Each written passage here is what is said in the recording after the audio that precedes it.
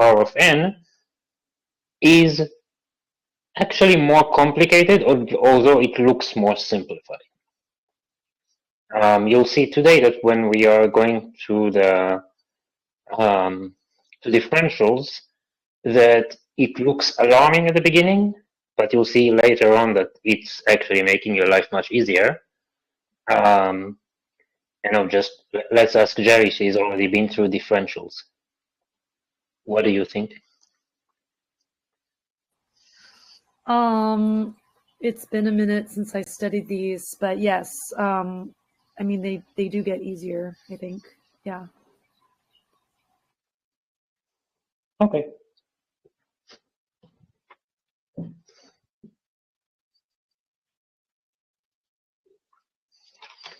So let's begin with that.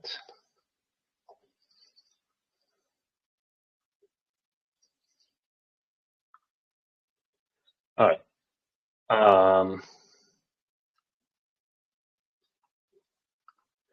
Find a difference between these. So who wants to give me the first one? I'll go. All right. So the first one was 13. The first one was, it was about showing your way, although most equivalentics onwards you'll see that they're only looking for the answer. So basically it is, it is 13. And the whole idea is to just show that you can see the differential that there is to the power of 4. Okay, so when we state the response, do you want us just to say the whole thing, or If just you can, yeah. Okay, so then the first one, can I say 2 then times 1.618 to the power of 4 is equal to 13? Yeah. Okay. Did you want somebody else to do it, or shall I do the next one? Can someone else do J5 to J12? I can do that one. All right. I have 5 to the power of 1.618. I forget that symbol, and then 7. Okay, so it was 2 times 1.618 to the power. That's the symbol.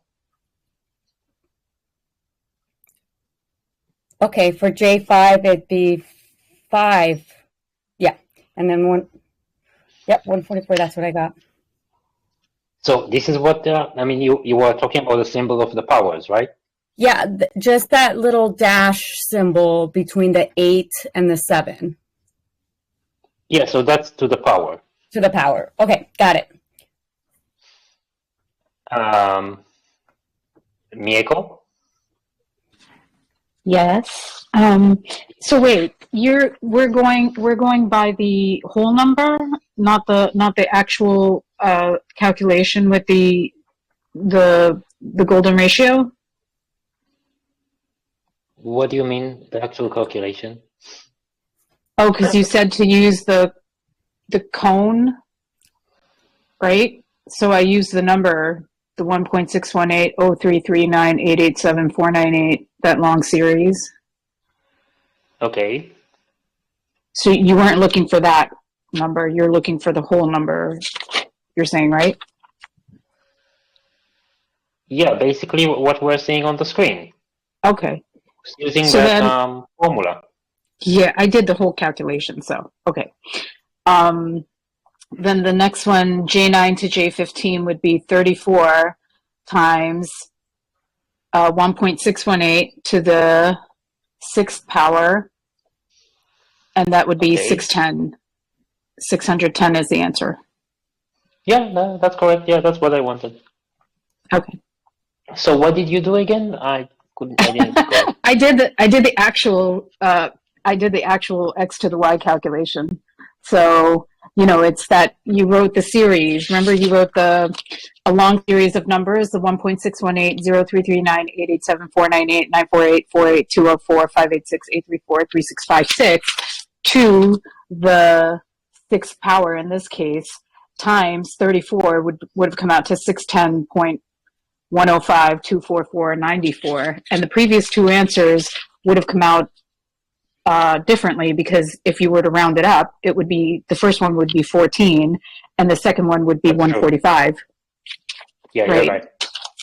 So yeah, this is a better way of doing it, and that's the problem with calculators. I asked, by the Right. way, what is the problem with the calculators? I got an answer yesterday, and the problem is that they are every time the calculator does a certain function, it stores the number that it was able to reach, and Right. because these are infinite numbers, they can never be truly right. Right. So, so no matter how far you try along with the calculator, you'll eventually get to an answer which is wrong. Right. Our calculators are storing the functions as functions. Okay, but like if you just look at the chart below from the J1 to the J16, basically if you're finding the differential, then you're just looking at the number of the J, like in this case you would be just looking at J15 and you'd have the answer right there. You wouldn't even have to do the calculation, right? Yeah, that's true. But this is supposed to teach you how to handle, let's say, the difference between J16, which you know, Right. to let's say J132. Okay. Got your point. Yeah. Thank you. Okay, so let's try with J4, J16. Someone tried it? So can I try that one? Yeah. Because to Mieko's point, this one, when I did the calculation, maybe if I did it the way she did with the full extended number, it would have been more accurate. But this is what I came up with. So I have three.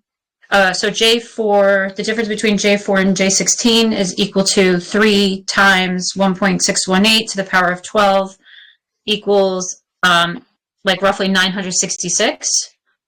Yeah. But I know J16 is 987. So this is what was interesting.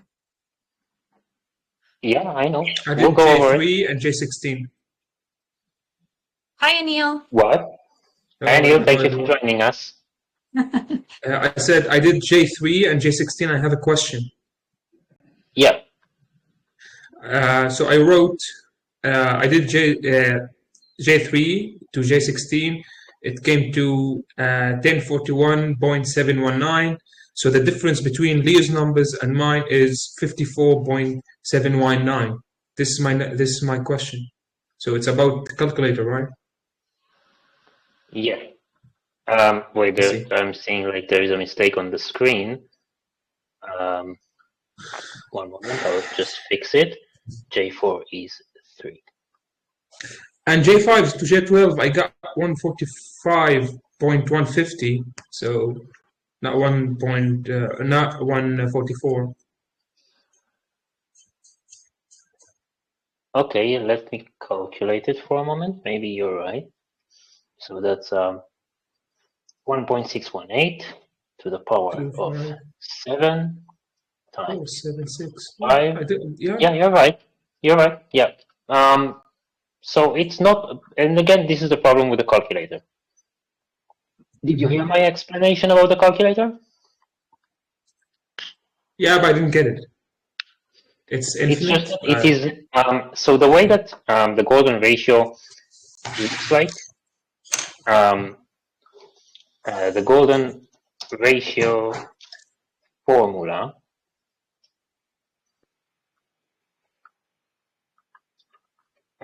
yeah, here it is.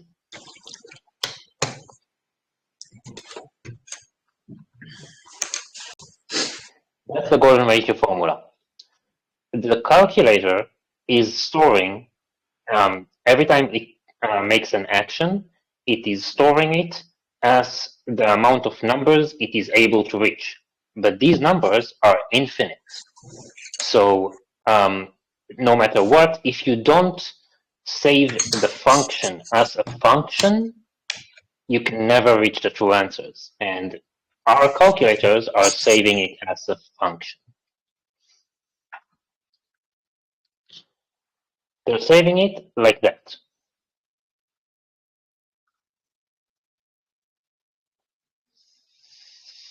These Kind are of just the calculated limitations mean. of a binary computer. It can never store something as a function. It can only store something as a string of numbers. So will a supercomputer like quantum one give us Yeah, the a accurate quantum one? one, exactly. I see. Now, as you can see, Is it's a it? Is much it? bigger problem because all of physics and mathematics is based on binary computers, and that's why rocket science is so difficult, because they are basically trying to calculate the trajectory of a rocket blindfolded.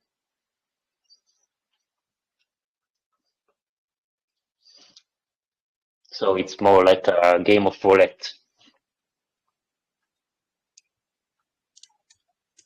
But somehow they get it right at the end. They gamble a lot. I mean, when they use the rocket to guide by GNS, which is a GPS system, they get it right. You know. Yeah, eventually they do. It just takes them a long time and it's very difficult. I see. And Because I know the Elon Musk was Nazis were there. cheating. Right, Because I and know the Nazis Nazis were were there. cheating as well. Yeah, the Nazis said that. The Nazis didn't hide it. They were cheating. They got help from other worlds. But And Elon Musk too, but he is hiding it. yeah, pretty much. When they go into private companies, you can assume they're getting all of the help.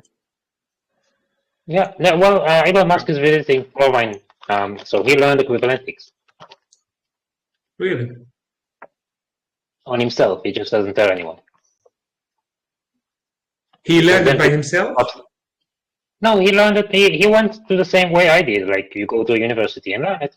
And I mean, if he tells that to anyone, everybody will stop thinking that he's a genius, and that's why he doesn't tell Uh-huh. anyone. This is my what? I didn't know people think of him as a genius, actually. But yeah. All right. Okay, let us continue. So what about 34 to 610?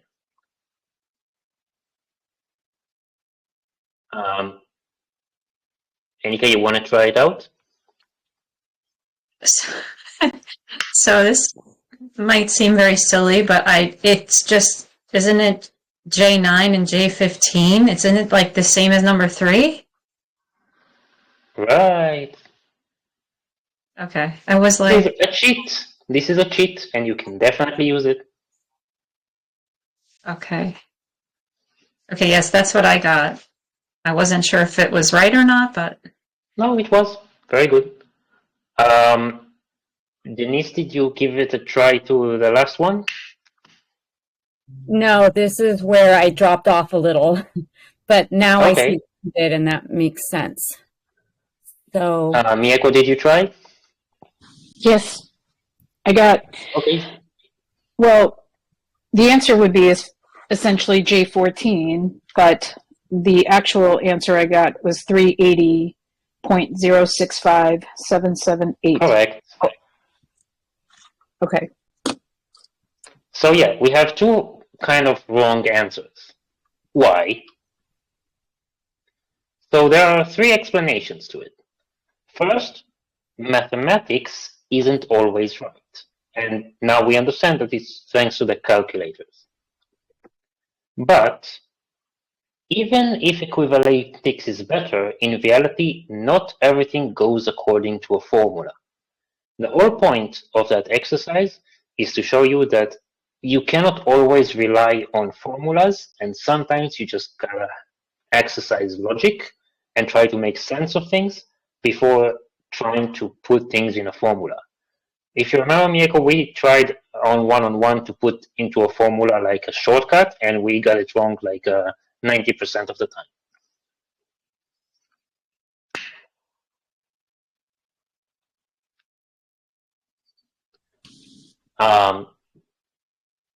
So the third one is get used to it.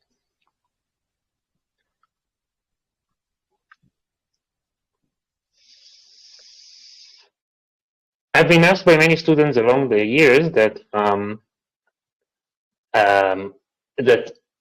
what isn't there a better way to do it? Like, do we always have to use the process of elimination or go through that entire long way to just get to that same result?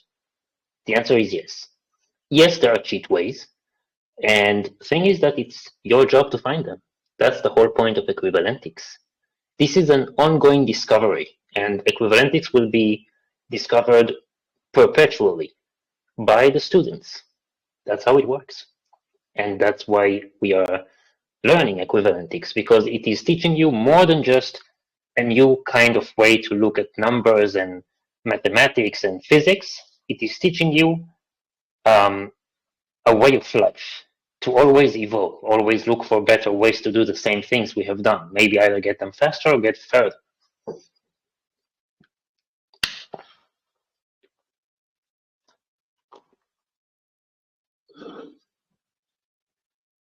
And there is another major reason to it. As you remember, this is the last stable sequence, and this is the main event sequence. And so it means that after J13, things tend to get stranger or exciting. Depends on you.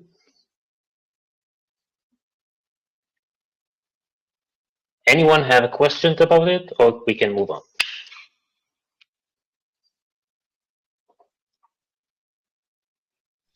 I have a question.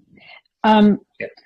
So why on the first two questions, the answer is 13 and 144, when in fact it's not?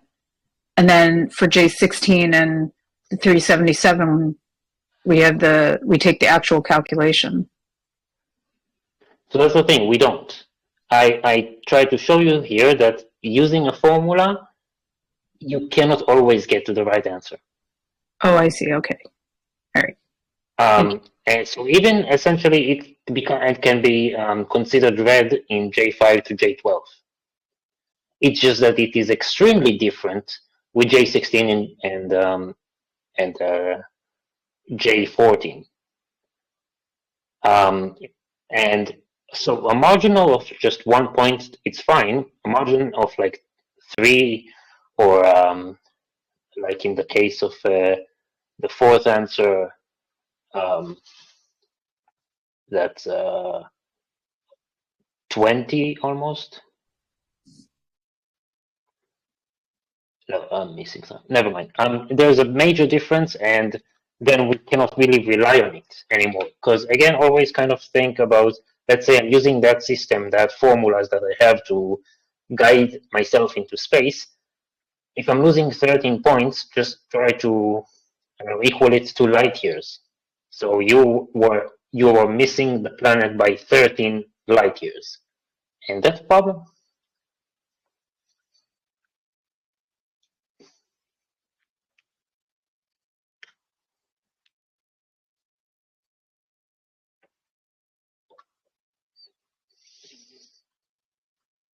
All right.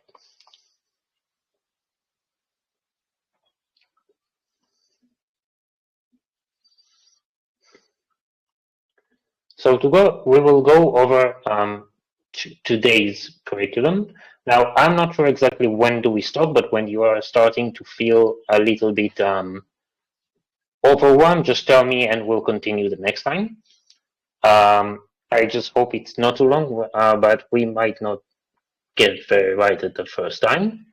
So the first one is kind of a rehearsal of something that we did in the last lesson, just to see if you have any questions about it, because from now on I will start speaking in those terms. So I'm not about that. I'm talking about the components of equivalentics. Principles, patterns, equivals, indexons. Now, I will explain them again. I will go on them faster because we've done it already 2 weeks ago. And I will also show you a few new things that are that you just had to go through it once in order to understand the next part. So this is the time to ask questions about each of these as I go on them. It's not just about explanation. So again, principles or facts. These are anchors that help us realize certain patterns, events, or arrays and help us understand otherwise impossible to realize factors of reality.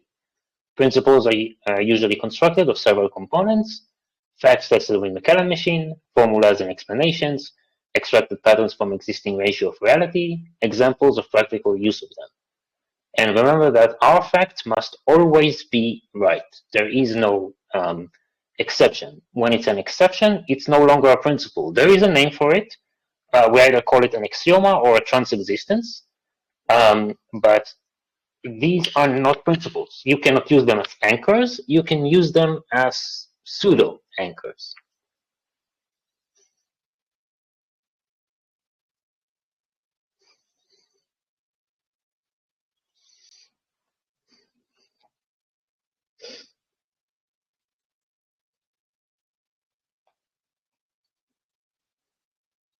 Anyone has a questions on principles?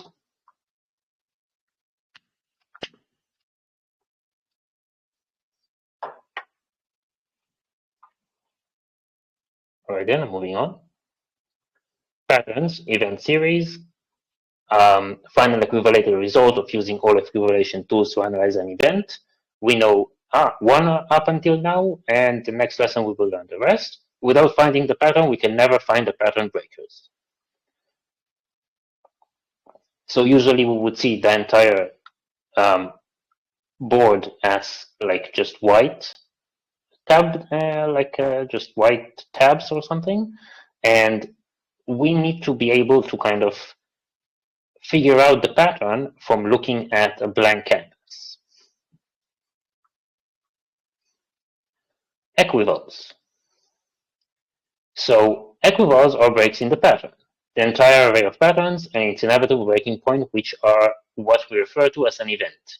Fragmented event divided into strings of numbers, following a certain mathematical law or connections to equivalentics to the physical world and mathematical world, and eventually to our everyday lives. Equivals are the finite representation of otherwise naturally infinite or varied concepts. So in equivalentics, we are referring to four main equivals.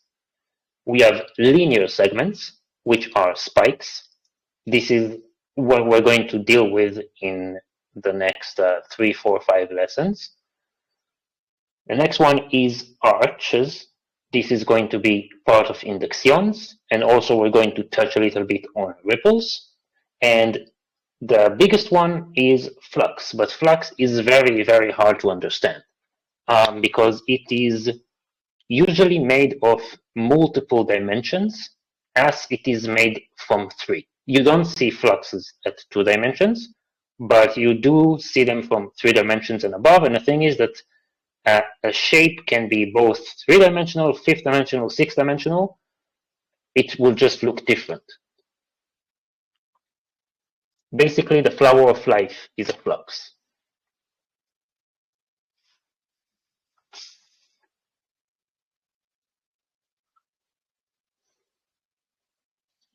If anyone has questions, just kind of interrupt me.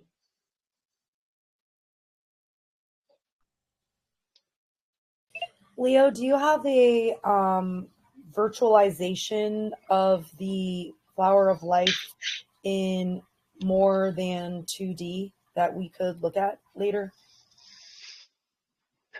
Yeah, I think I do. I'll just send it in the. I'll send it in the group chat. I'll send it right now because otherwise I'll forget later.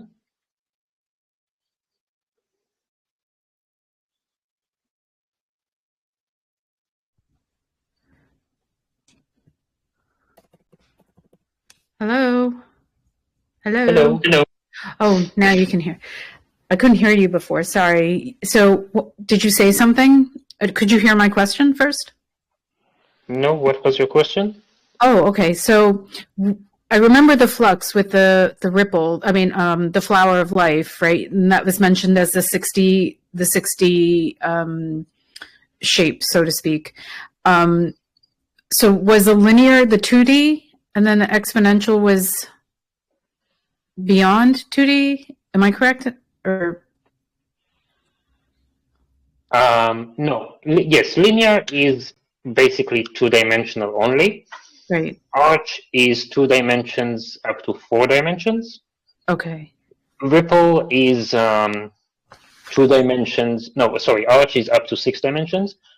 Ripple circular segments are between 2 to 9. And fractional segments are between 3 to infinity. Infinity. Okay.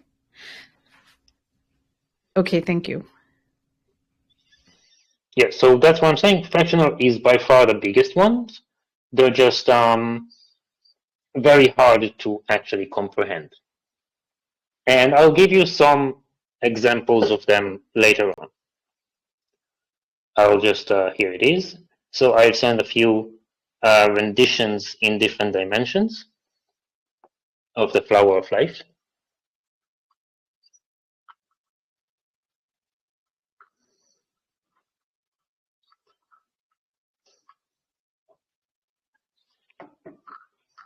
I can kind of go over them.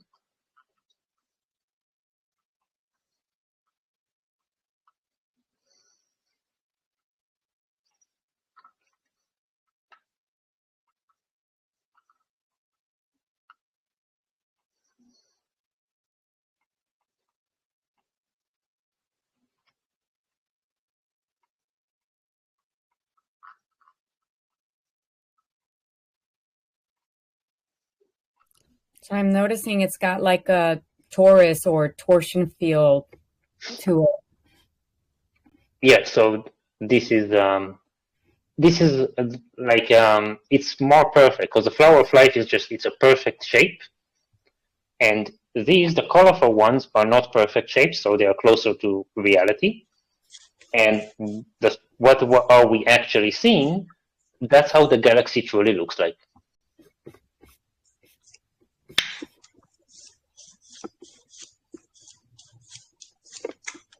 So the galaxy isn't perfect? No. What is the thing that's responsible for its chaos? Oh, no, I see. Oopsie, that's okay. What were you saying? Sorry. I said, what's the thing that's responsible for its chaos? It scales. Scales of what? No, it's chaos. Not being perfect. Not No, it's operating, just not. It's just not circular. You know, this is I perfect see. and circular. So we are asking what is the component of it not being perfect. So the galaxy, you can see the edges of it, but it's infinite. So it's infinitely inside, just not infinite outside. It's infinitely big on the inside, but it's finite on the outside, and that's what not making it perfect. Like, if I'm trying to understand the fractal, realms, when you go deeper and deeper. Yeah, exactly. I see. So, if I understand correctly, the term is like it's working with the laws of the creation path. It's not perfect as in a circle. Right. I see. Yeah, thank you. All right. So I'm moving on. I will explain at the end of the second lesson of next time more clearly about the difference between spikes, arches, ripples, and flux, and I will go on explaining them every time we start dealing with them. So don't worry about it. For now, we will be dealing with spikes only. Okay, indexions, entropy arrays. Series of main events following a certain pattern across multiple dimensions. The natural index tetragon is made of 9 squares of indexes with 9 nexuses each, creating a second-dimensional array of an otherwise 4-dimensional structure. This is just one example of that tool that helps us understand and calculate true manifestation of higher dimensional shapes from a lower point of view. The indexion is made from coordinates matching these nexuses, creating a pattern which we can follow and comprehend, but more importantly, we can use. So this is the most basic indexion. And so I explained it last time. If let's say we're taking that series of nexuses in 2 dimensions, it would look like that. But on the indexion, if we start marking them, we will see a different shape, which is that. Now, which of them is correct? Maybe both are. And that's the whole point of a flux. With a flux, we might be able to see one shape in a certain dimension, but another shape in a different dimension. Now, this is not only the case just for the flux. It's just that for the flux, it might be an extremely different shape. But anything that you look at, if you look at it only from one perspective, you will see a certain shape, but you will miss the entire thing if you're not looking at it as a whole. Just like when you're looking at one face of a cube, you can see it as a square, but when you're looking at the entire cube, the shape is of a hexagon.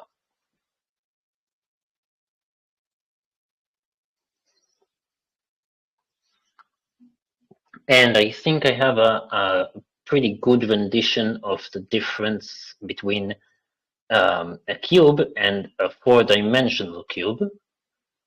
I just hope I saved it in a place I can access easily. Let's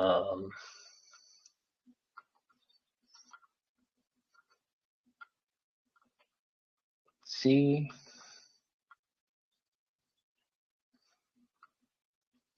No, it doesn't seem that I have.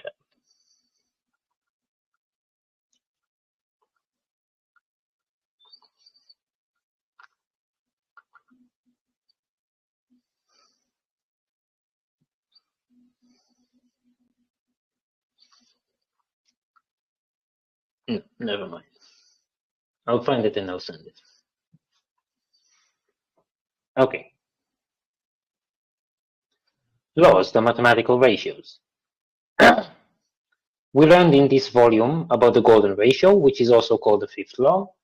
There are 9 more laws used in equivalentics, and just to comprehend the size of equivalentics, 40% of all of mathematics reside in the 8th law, and 20% of human mathematics is proven wrong by that 10th law. We will start using those laws more and more, but more importantly, we would start using those letters beside them because they are a part of compounding.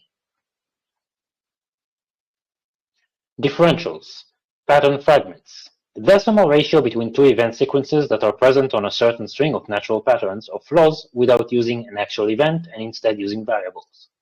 Differentials are used to determine and filter relevancy of equivals to the main event, and they are similar to equations and formulas. They would seem more complicated than using a formula, but they are used for us to be able to calculate infinity in both directions from just a string of a few digits. So like 2, 5, 8, 11, 14, we can see that the difference between them is always 3. So we can call the differential being 3, but we would actually put it in that formula. And this formula is called a progressive formula, and that means that the x is always changing.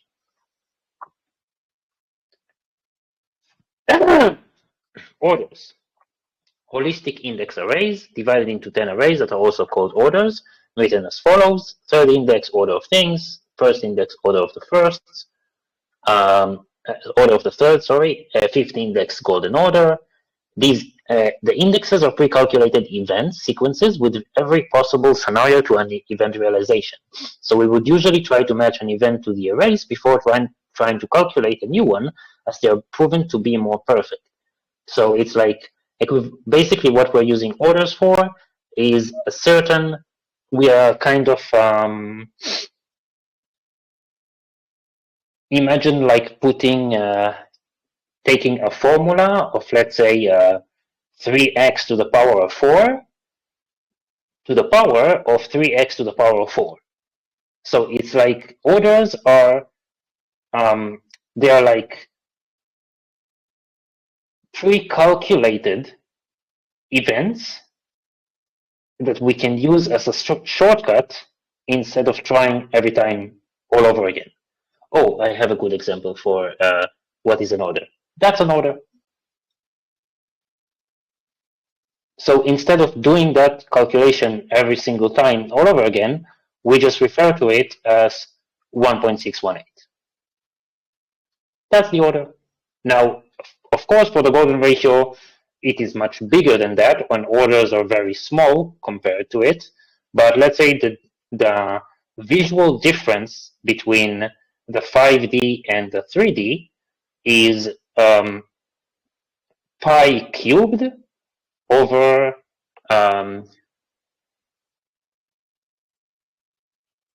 no, sorry, it's pi to the power of pi over pi cubed.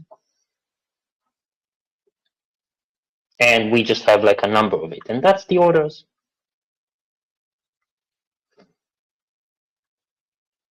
One moment, I need to stop sharing because my desktop is just cluttered like hell.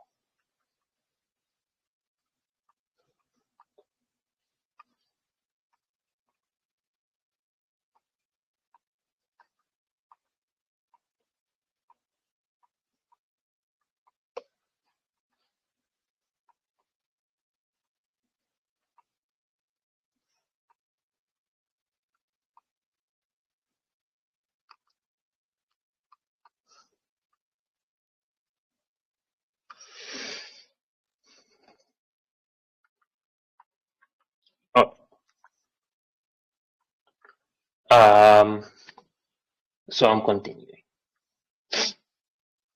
For example, that's the golden order. Natural order of things, stacks. Natural order of things, not logical. Sutrino, Tower, Chet. Stacks is not the logical order of things, but the summary of reality, since reality is everything we can understand and everything we cannot. The best way to explain reality is through finite concepts, but our logic is limited to infinite concepts, but our logic is limited to finite concepts. So in order to accept reality for what it is, we must accept the fact that we will never have all the answers. Stacks following is trying to calculate reality without fully understanding the result or the way that we got to them. So as a good example for using stacks is the fact that we take J0 when we're trying to equivalate events based on the J sequence. J0 is a theoretical concept. It's that number that J can never reach, but it is also the representative of absolute infinity of the J sequence. So we're taking it into account because when we're trying to do equivalation, it is basically trying to pull up answers from the sheer randomness of the universe. And if you're not going to use infinity, you're never going to get the answer. So this is why we are using the J0. This is the natural order of things. And one more thing that we haven't gone over in the past lesson, which I will be slower on right now, are three types of variables that we are using in equivalentics. And I know they don't exist in math except for variable. An element, feature, or factor that is liable to vary or change, but at the end, it will always be valued as one possible answer. That's a normal variable like x. Varian is a logical variable that represents the effect of transposition on an initial value, but cannot be used as a constant as it is progressed and changes all the time. This is as an example of what we've seen in the differential of the nx plus 3. So the x is always changing, and that's a varian. And it is a progressive variable.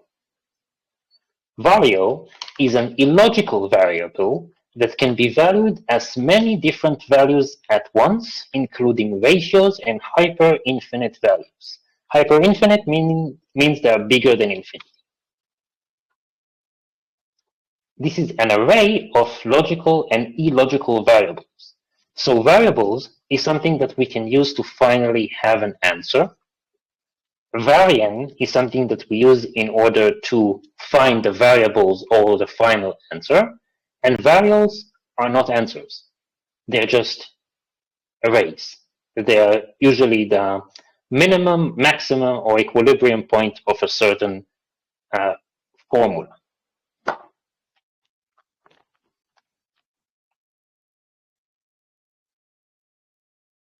We will go over them later as we get to them. And this concludes the last lesson. And now we're starting finally with the lesson of today. So if anyone, again, has questions on the past, that's the time to do it.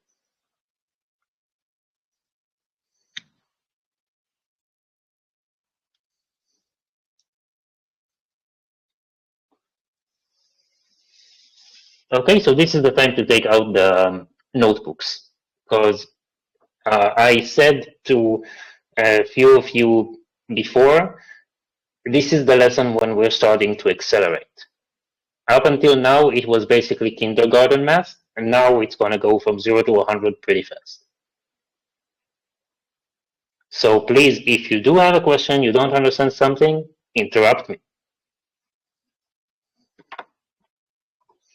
All right, I'm beginning.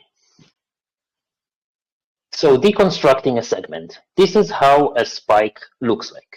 And we are going to understand what the hell we're seeing and what we're going to do with it.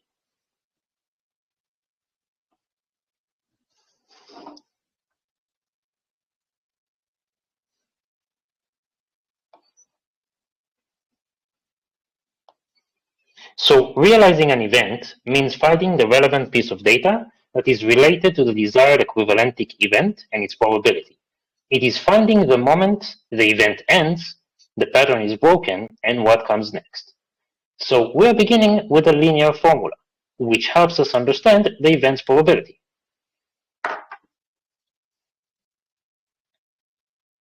So this is similar to a mathematical equation, but it is the summary of everything you have learned so far. So let us begin with understanding our data.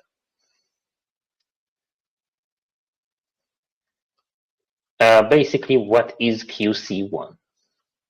So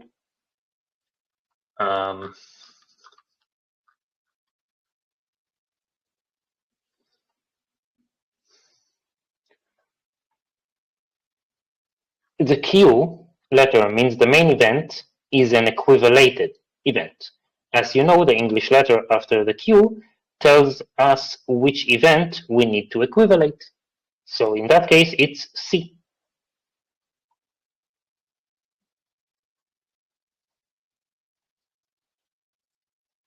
And the number after both tells us how many levels down in equivalation we are needed for our final result, which means we don't go all the way to the bottom to that one digit, but only to the necessary rows. So QC1 is the equivalation rows.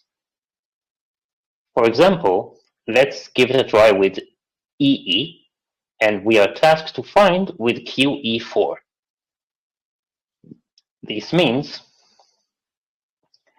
QE1 is 012471, QE2 is 11236, QE3 is 0113, and then QE4 is 102. That's the answer. It's not that we need to go all the way down. Now, if we do see something like QC by itself without a number, that means we need to go all the way down. So far, everyone understood? Hello. Can I Yeah. ask a question? What is the purpose of stopping at QE4? I mean, where would you apply this? Why not go all the way? Because sometimes, as you can see, this is like a formula. So the spike is made from different variables, and sometimes we just want to find that point where we think something might happen. Now, I know that in the next few lessons, you won't really understand what do we use it for, and it does take time to finally understand why spike is asking to get to a few rows and not all the way down. Right now, we refer to it as, let's say, we are at an financial agency and a client is asking us to find something specific. Okay, thank you. So one day we will be able to understand what goes on in the head of that client, but it's not easy to explain, and it's very not easy to understand. But it's something that we do understand over time.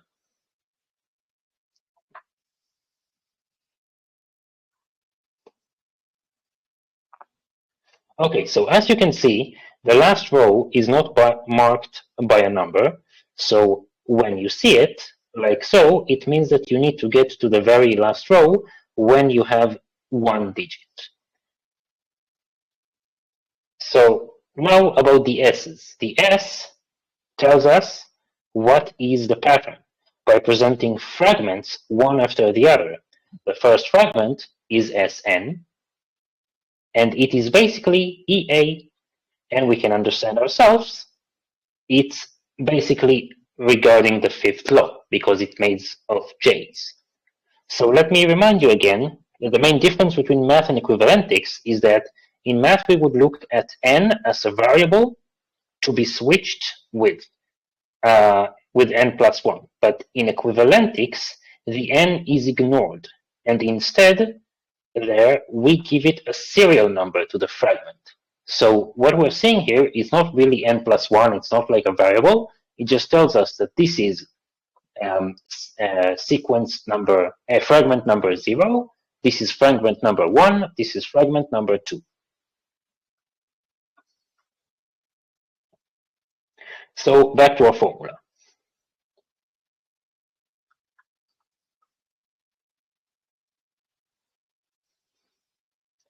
Sn is going to be EA, and this is going to be equal to J4. Sn plus 1 is EB, and that's J4, J5. And Sn plus 2 is EC, J4, J5, J6.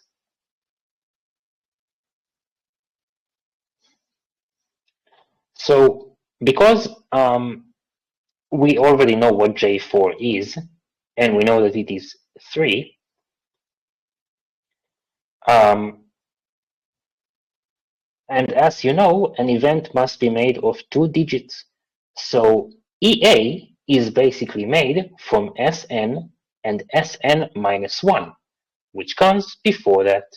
So this is a little different from the last lesson. In the last lesson, because we are taking from the very beginning, we're trying to equivalent the entire J sequence, then we are starting from J1, and also we're taking into account J0. But when we are trying to calculate a spike, we are limiting ourselves to a certain point on that segment.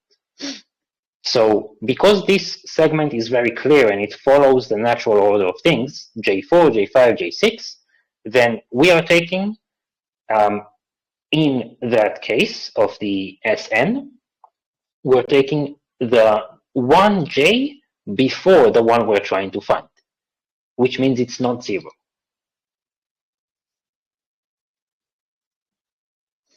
An event cannot be made of less than 2 digits. So what is Sn minus 1?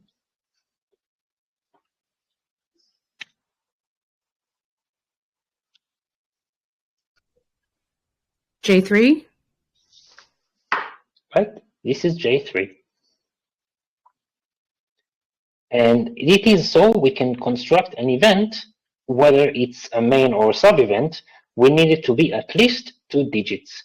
So if Sn is only 1 digit, we would add the digits of Sn minus 1. If Sn is made of 2 digits already, Sn minus 1 is not needed to construct our event. So if EA is made of more than 1 digit, there is no need for Sn minus 1.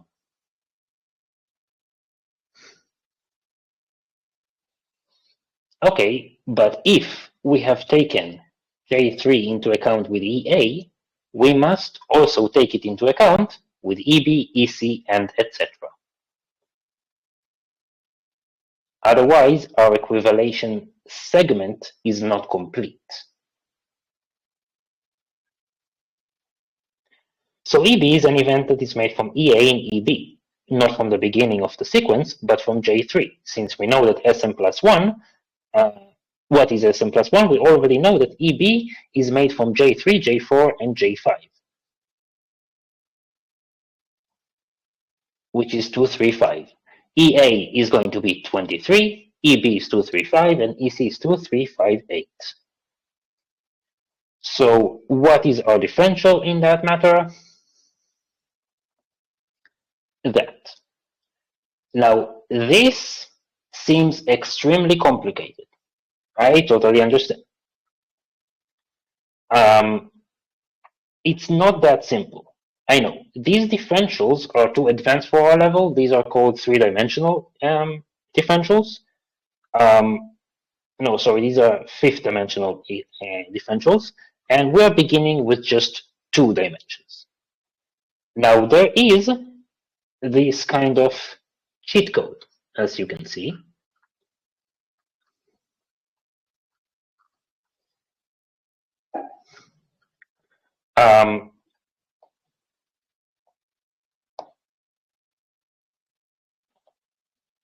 I lost myself.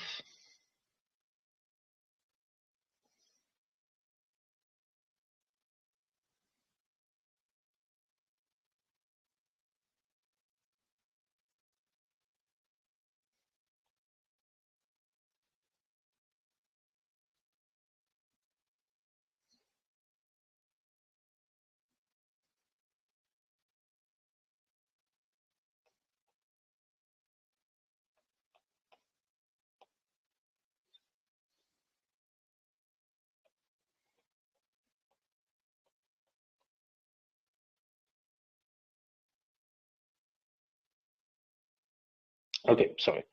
So the N stands for nexus as index fragment. And the X here stands for the variant. Now, why do we use the complex formula?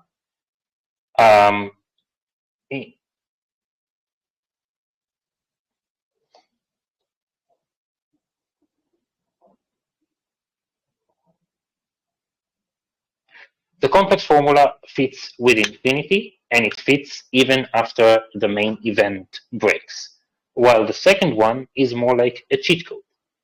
So this is the right way, and this is the wrong way. But as I told you before, it's a cheat.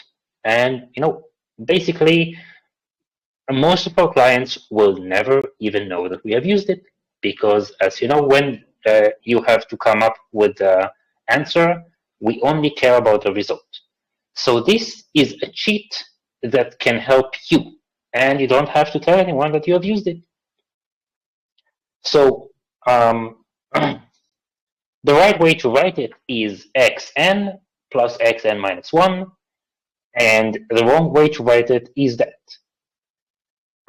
But which is easier to understand is probably that. Why? Because we can see if we're following just the J sequence, Jn plus 1, then it's going to be J4 plus 1 is J5 plus 1 is J6. But with that, we don't really understand where to begin.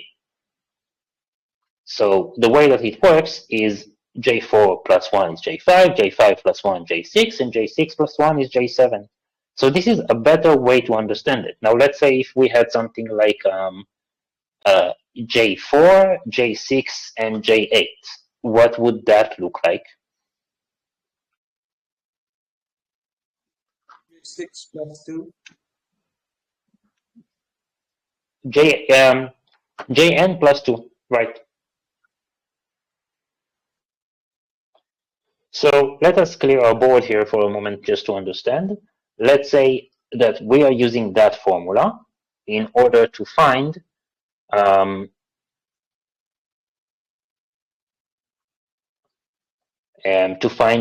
ED.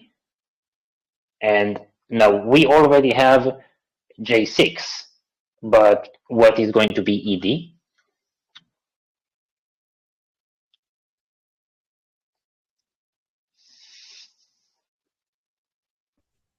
Out of 13, no?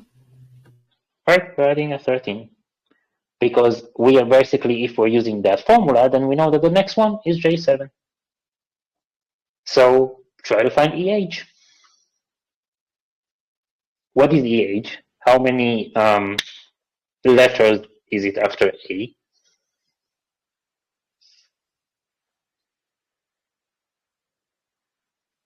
Four. Why again? I said four. No, after EA, how many is it? A is number 1, H is which number in the alphabet? So 8, the number 8. That's H, right, but A is Right. the first one. So basically that's going to be SN. So how many what is the difference between A and H? 7. 12 numbers, no? Right, 7. This is what I did. A, B, C, D. D is 4 plus 4. That's why I said 4. Oh, sorry, that's what does I it show? didn't get how did we get, how did you say like plus 13 on ED? I didn't know. How did we get that? Sorry, just what were you saying again? Sorry. So you asked about what is ED, right? And she said plus 13, right? Right, because we're adding. So it's the first one. We're starting with J3. J3 is 2. J4 is 3. J5 is 5. J2, which J6 is 8.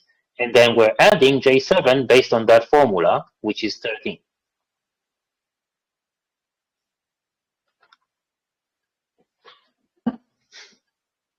I'm having a hard time to concentrate. Again, please.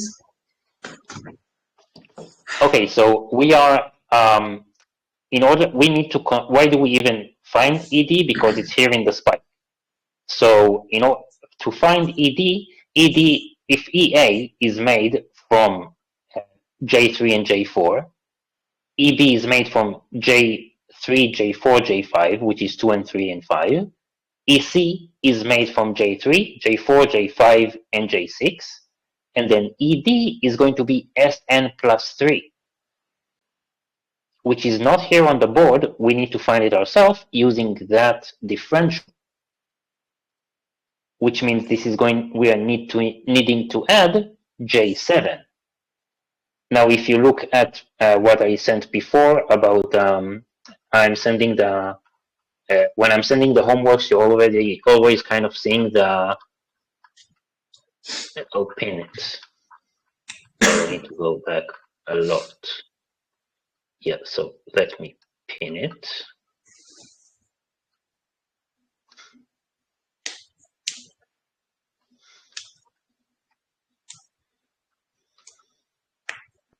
Now I'll just send it again.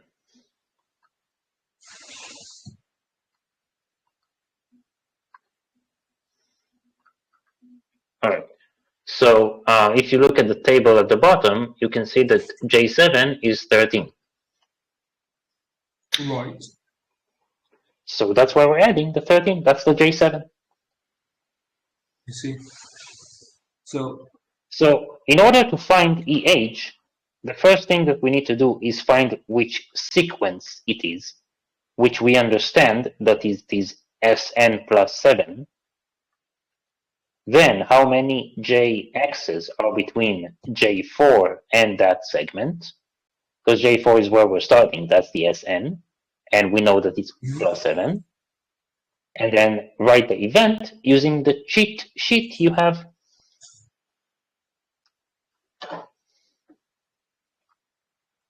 So that means SN plus 7. And then J4 plus 7 is J11.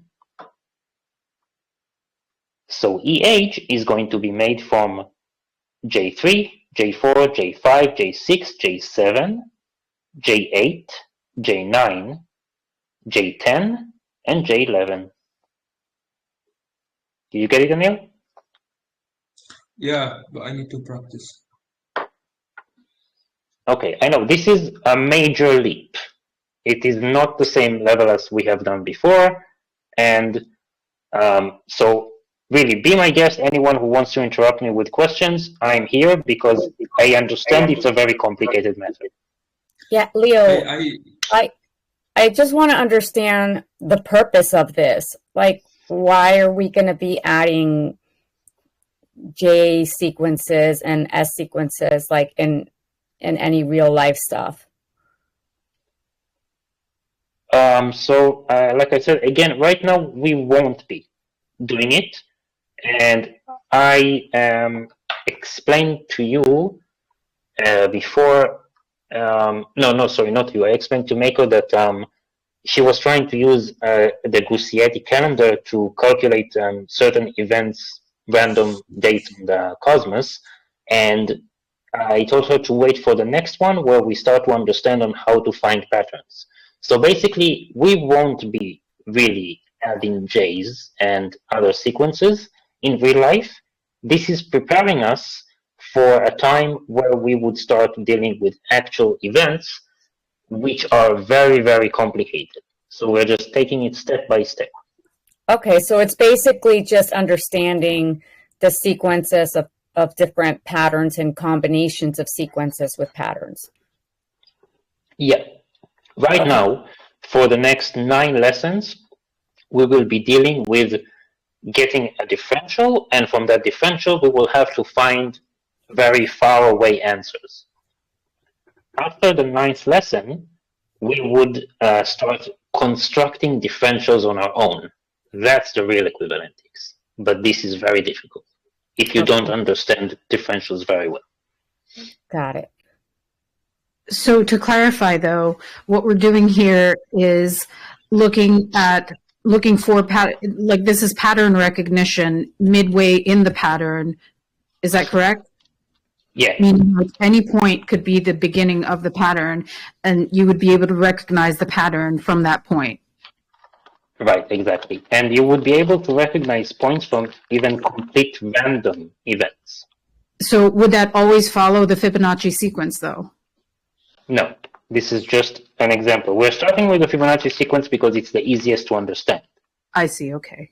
Thank you. Just imagine that we would have started from prime numbers. I bet you would get lost a lot faster.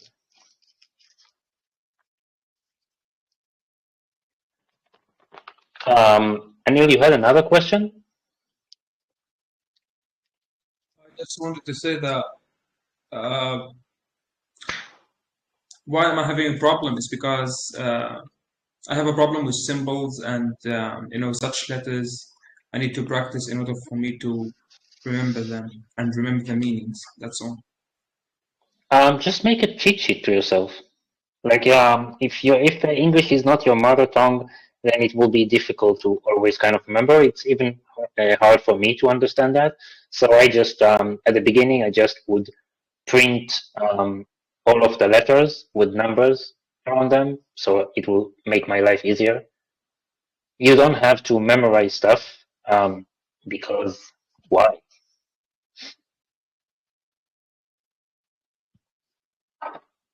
Just with more practice, I'm sure I'll get more familiar with all of that. But I would, if I were you, I would print it anyway because later on you'll see that in the episode assignments you will have a lot of these, and you don't want to be kind of having a mistake just because you didn't recognize the right letter. So this is just like a safe net. I have the same thing, by the way. Right, like it would break the flow, right? If you just had a cheat sheet, you could look at what that number is instead of having to count it out every time. Because if you count it out every time, it's going to break your flow of the actual mathematical equation you want to do. Exactly. Yeah.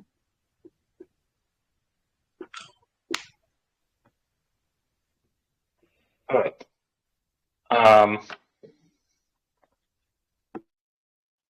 So where was I?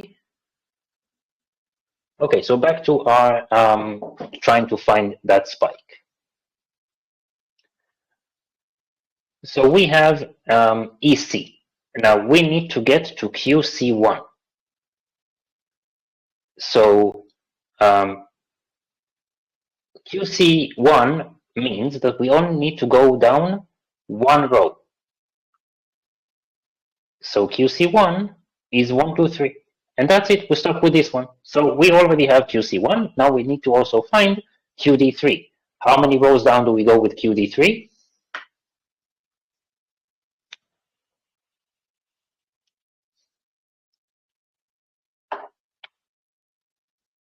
Too stupid of a question? Fine, I'll move on. ED. That's 2, 3, 5, 8, 1, 3. So what is QD1?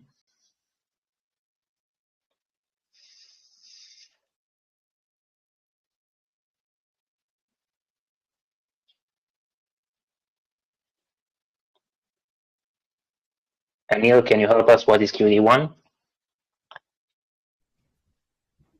It's not 1, 2, 3? No, that's QC1. QD1. QD1 is 1. No, this is basically we're doing the first row of equivalation. Oh, Ah, so it's okay. Just One, the first two. row. 1, 2, 3, 7, 2. Right? 1, 2, 3, 7, 2. And what about QD2? Continue to calculate. Is 1, 1, 4, 5. Yeah, 1, 1, 4, 5. And QD3? 0, 3, 1. Right, that's 0, 3, 1. So now we need to do like a very simple mathematical equation. But the thing is that when we take it into the realms of mathematics, 0 doesn't mean anything. So that means that it becomes 31. So the final spike answer is going to be 123 minus 31, and this is 92. The way that we would write the answer is that the main event is 92.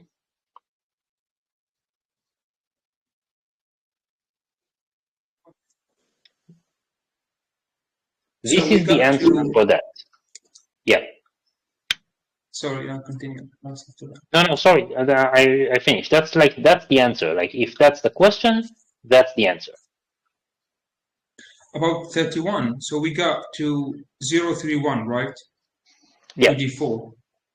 Okay. If we continue to equivalate, that's 3, 1, 3, 2, and then we get to 1. Right. So it should be, from my, from what I'm getting here, 123 minus 32, right? No, it's the whole idea with a spike. I know it's hard to understand right now because it's different from what we have done so far. The whole idea of a spike is that we need to get to the row that we have designated, and it doesn't mean So we don't that continue. we don't continue. Right. Now I understand. Yeah.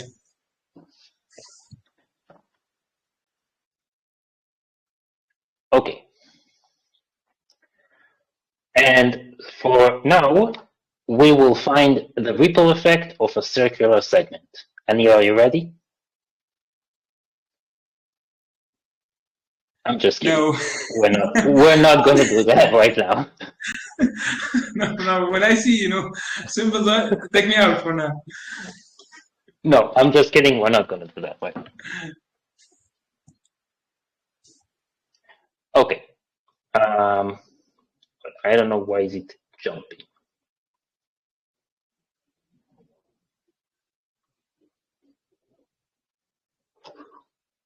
Oh, I see now why he's joking.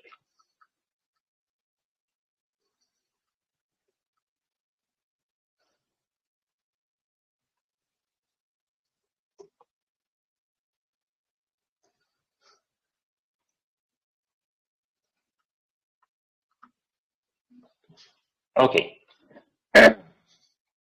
So, as a summary for this lesson, we have the spike as an answer, and this is the answer to it. We are not repeating the letter of the spike, we're doing that, which is the symbol for main event. QC1 is Q equivalated event, C designated event, and 1 equivalation rose. And for the homeworks is find the main event of the following spikes. So Sn is J7, Sn plus 1 J8, Sn plus 2 J9. Quite simple. Goes to this one, and this one.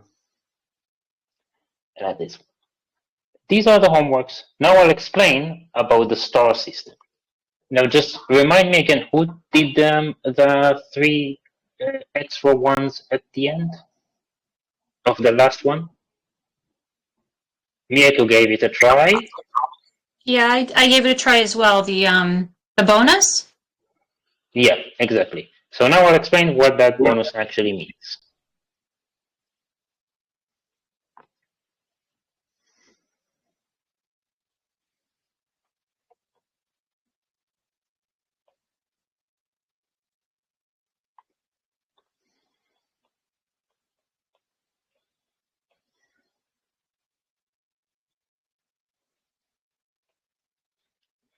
I'm just looking for that explanation, which would be more fluent than just trying to remember.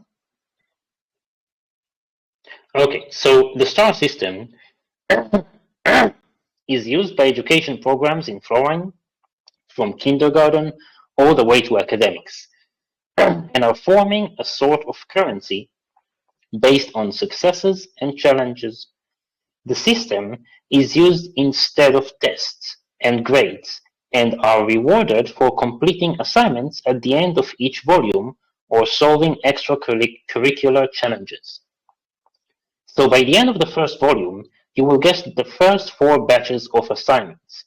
We will solve over the course of 3 to 4 lessons, and each of the assignments, correct and complete solutions, reward you a number of stars based on difficulty. To pass the first volume, each of you have to buy the pass with 34 stars that you get personally, while there are 55 stars available in total just for these assignments and not the extracurricular activities, which are like that. These are giving you extra advantage. So that means you don't have to solve all of the assignments correctly, you just have to get to 34 stars. You can also use it as a group and buy, for example, with 41 stars as a group, with 47 stars as a group, the system Uberine, which makes things so much easier for the more profitable assignments by automating the equivalation process. So in addition to the studies of equivalentics, you get an additional set of skills related to strategic planning, business, and teamwork. It is an exercise in time and skill management together with personal and group leadership. In addition to the pass, you can also buy other stuff as individuals or as the whole class. For now, I'm giving you the private lessons for free, but later on, after those assignments, I'm gonna price it as 3 stars. Life tricks and cheats, 5 stars, and lesson cheat codes, 10 stars, and Uberine system would be 47 stars.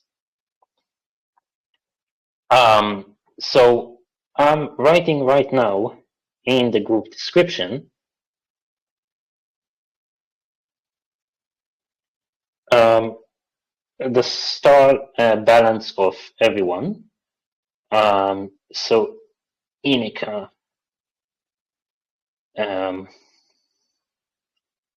has 5 stars. And Mako has 5 stars as well.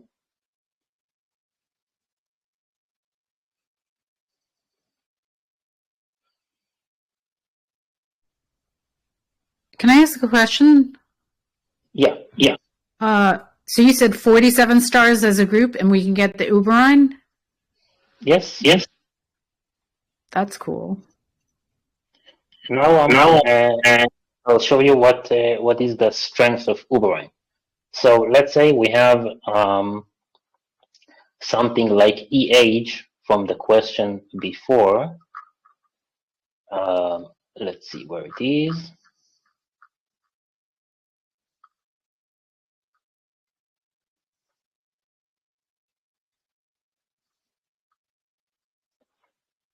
So age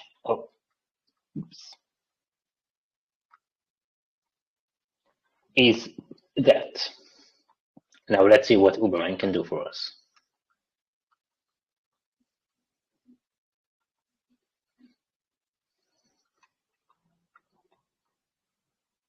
So with Uberine, I'll just take it here.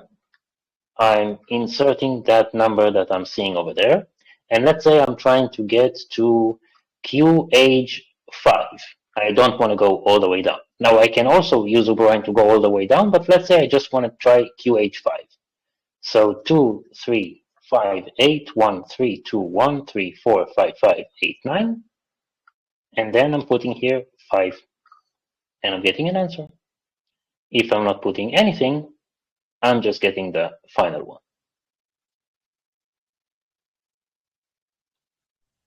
So if we But Uberine can only be bought as a group. And it's a prime number on purpose. so if we buy it as a group, that means the group gets access, though, right? Yeah. Okay.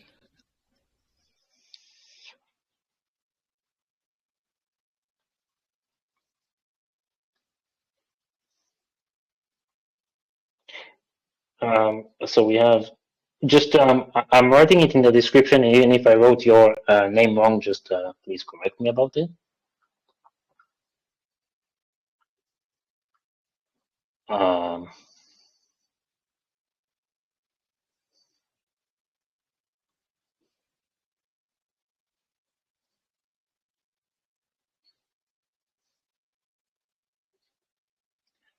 Ineka, Mieko, Neil, and Denise. Yeah, good. So by solving stars, each of you get those stars on your own, but it does mean that in order to buy Uberine, one of you will have to give a little extra. And that's the group dynamics and leadership. And I think this is one of the most important lessons that you will learn, which is regarding taking one for the group, which will be very important as you go further and further with the truther movement and actually get to a point where you start drawing attention,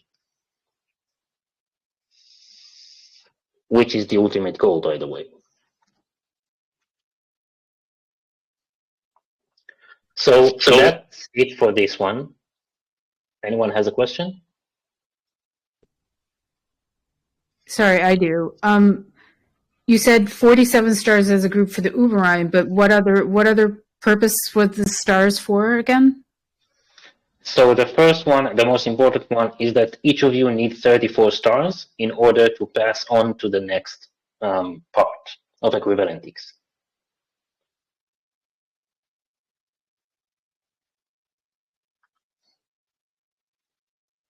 Which is indextions. Others, which I will not be using right now, are lessons one-on-one with me, special cheat codes and stuff like that. Usually I should be charging for it, like for example, the fact that I sent the Gusiati calendar. But let's say Pleading students are used to that system. You're not, so I'm not going to start with it hardcore in the very first lesson. So Leo, how was that calculated? Like how do they have 5 points? Oh, I'll explain. So let's see. This was the assignments for the last one. The first three was not calculated, and the 3 bonus ones, as you can see, it had 1, 2, and 2.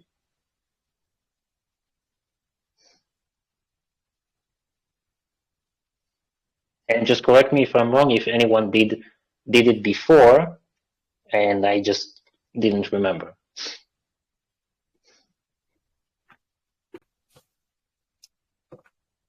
For Did what?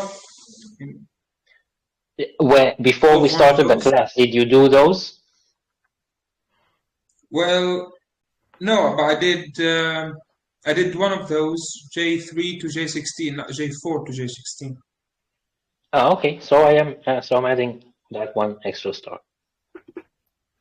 Yeah, I didn't understand the point. I was looking at them, looking at the I know. stars. I know, it's fine. It's part of it. But now you do understand the point, and entire homeworks of this one, this time, each of them is worth 1 star. So it's about either, remember that what is giving you the star, or what we call a correct answer, either you get it right, or you show the way that you got to it, and we can see that you have done everything correctly, but just missed a point somewhere. That's how you get the star. Now these are, at the beginning, they are worth not a lot, but you'll see that in the assignments, there will be even questions that are worth 4 stars to begin with.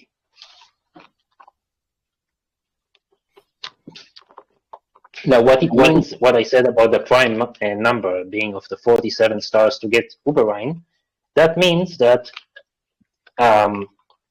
since Inika and Mieko are starting with a certain advantage over the rest of you, they will probably be the ones to pay a little bit extra for Uberine. Can I ask you just to backtrack 1 second on the previous homework? Yeah. With the J's. So, are you supposed to use the entire golden ratio, or what? I'm trying to understand. Like, are we aiming for accuracy here, or like, because I use the long form for the golden ratio, right? So no, in the last exercise, the whole point of it was to just try to see how we can move forward with formulas, and that we cannot.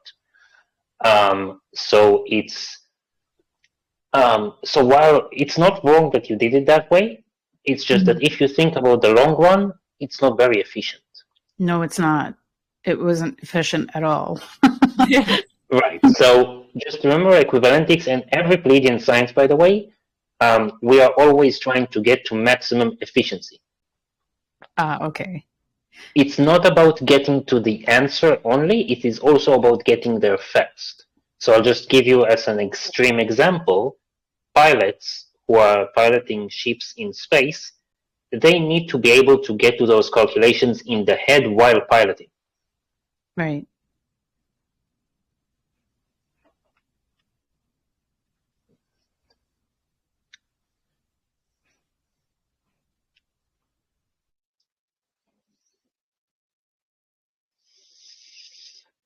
Okay, so this basically concludes the lesson of today. Jerry, I think you can stop recording.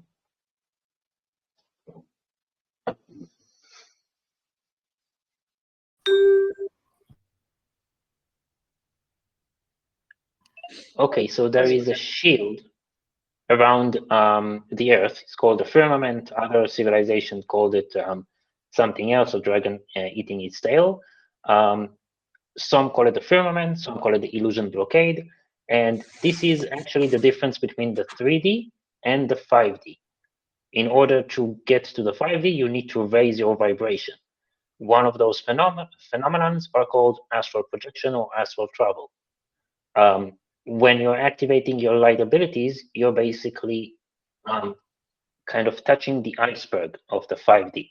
Now, the firmament was put by other civilizations in order to protect humans, kind of create a greenhouse, because Terra, which is the original home planet of the humans, is also called the bridge, as this is a shortcut for the rest of the galaxy. It's the fastest way to get to other sides of the galaxy. And so every civilization that becomes interstellar eventually finds itself in the bridge. Some of them are malevolent, some of them are benevolent. Either way, even benevolent ones will fight over the control of the bridge.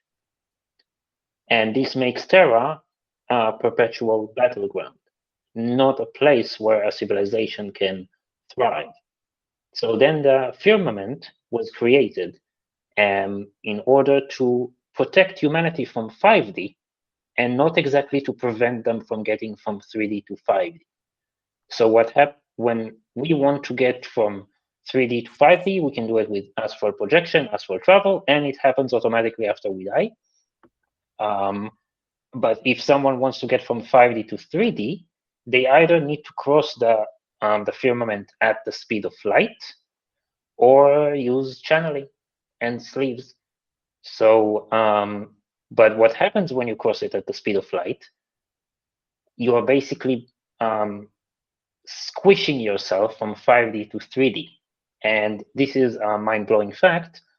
You have seen Gray's spaceships. How do they look like? Like flattened, what do you call it? Flattened Flying saucers, right? circles. Yeah, saucers. So actually, in the 5D, they are spherical. The saucer is due to crossing the firmament. It is flattening them like pancake.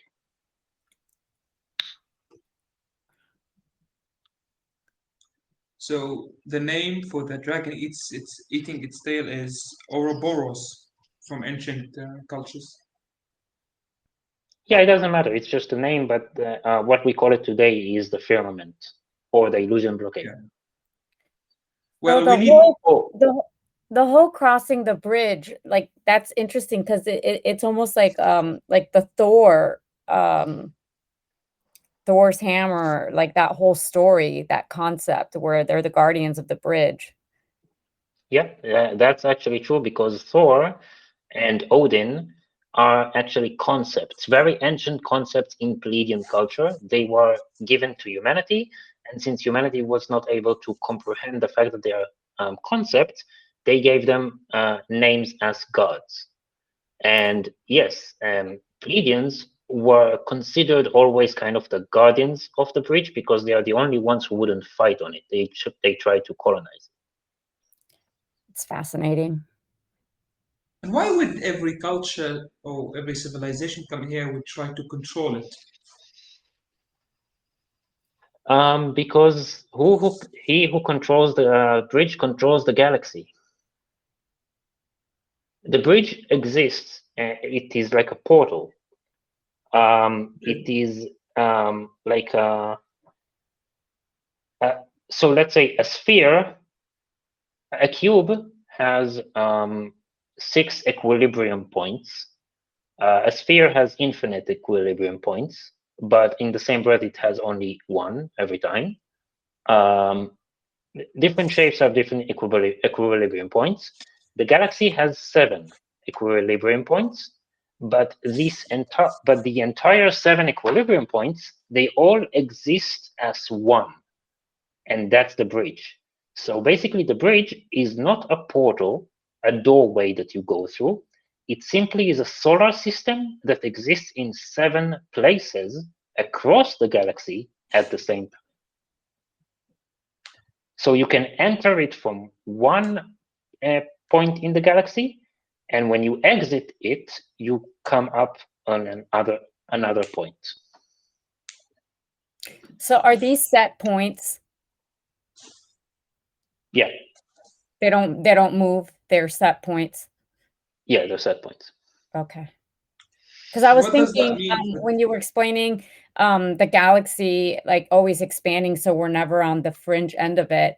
I was wondering if there was like a way that you could enter a portal to get to that edge, because it's moving faster than we are, so we can't ever catch up to it if it's moving, if it's all moving. But if there's a portal that takes you there, but there's already set points, so you answered that.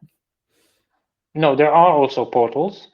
This is has to do with technology. The bridge is a natural phenomenon, so it's like it just exists this way. It's not someone built it. There are portals that have been built. They're just a bit controversial because I don't know if you've heard about it before, but they are basically, when you cross them, you are essentially sending your soul to the other side of the portal, but the body gets disintegrated and reintegrated at the other side. Okay, kind of like Star Trek. Yeah, but sometimes it can have mistakes. Right, it won't recalibrate correctly. Not Rebuild. always. It is Right. a kind of a chance. As I've heard, it's a 5% chance that it won't kill you, but it might not bring everything. And so the thing is that this is a technology that reptilians have invented, and that statistic doesn't bother them because they can regrow most of their organs. So what does that mean for humans? Since What? every country wants to control this place, what we are ultimately, in this movement, we are against man-made authority, right? Yeah, but that's the thing. Earth is a separated planet.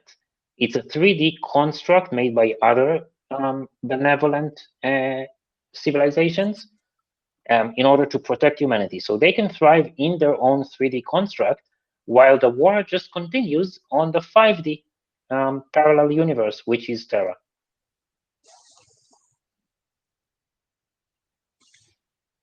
Wait, so you're saying there's already been a split of our planet? We have the 3D Earth and the 5D Terra? Yeah, that split happened 7,000 years ago. Oh, wow.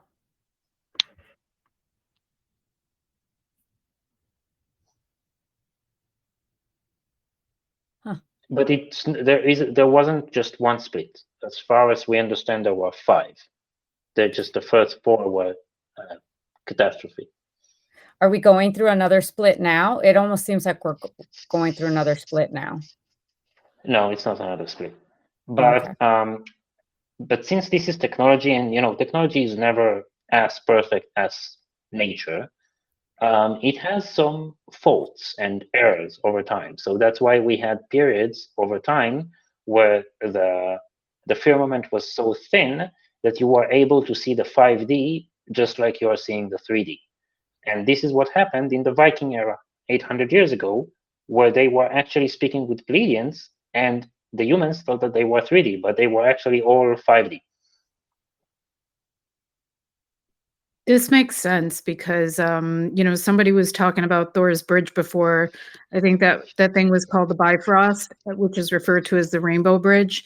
And I looked at the images that, the Infinite Galaxy images that you posted before in the group chat.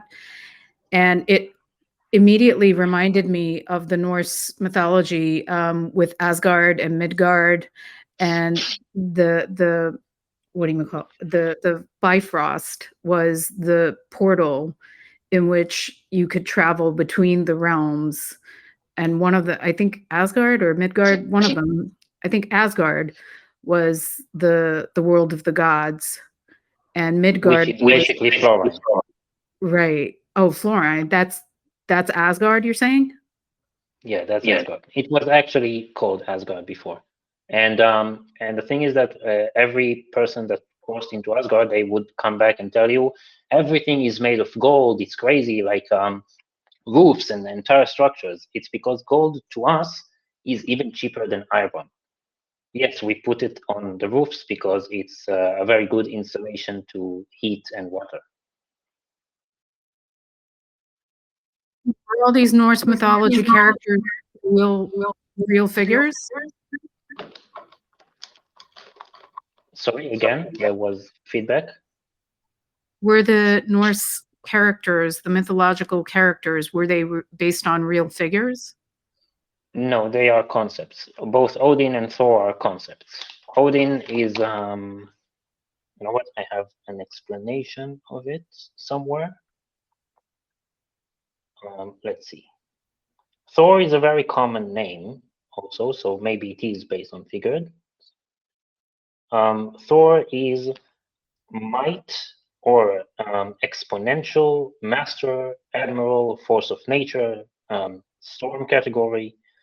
It is also used to be a Temish currency before 241, where when its name Thor was changed to Floor, but the currency symbol remains the same. The name Thor have been replaced since its meaning resembled a very negative time in Florish history. So that's why they changed it to Floor, but it used to be Thor. So, Leo, at one point you mentioned gold, how it's on everything, on buildings, on ceilings. Wasn't that kind of the case here with copper, like in Tartaria and stuff? Like, what are the myths about that? Yeah, and actually they also used gold, not copper. Gold is, I explained before in one of the after classes about mercury. Gold is a perpetual element, super perpetual element actually, and it is, you have to use it in order to conduct wireless electricity.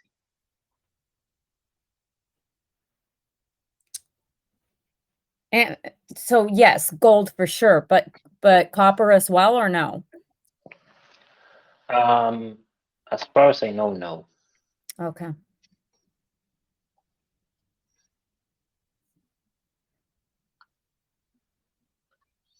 No, it's an element on its own.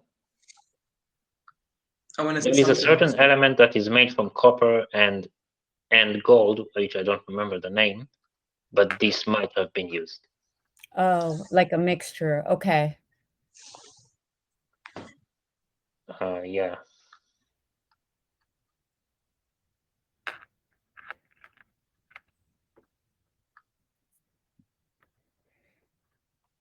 So about talking about the characters being concepts, the Bifrost also, it's the chakra system. So you need, they're telling you need to raise up your chakras, Right.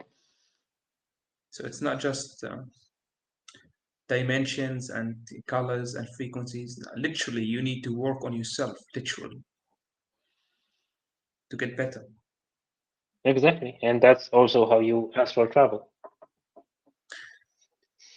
The ancients spoke about a few selected that will travel with the gods.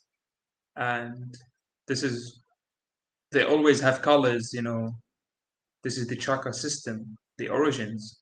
It's about our deeds and our knowledge. So I like to keep it grounded in every conversation to remind the people everything we're doing here is to get better. It's not just to have conversation about things and wander around. That's amazing. But for all the listeners listening, even the aliens will tell you that it's about to get you need to work on yourself. Right.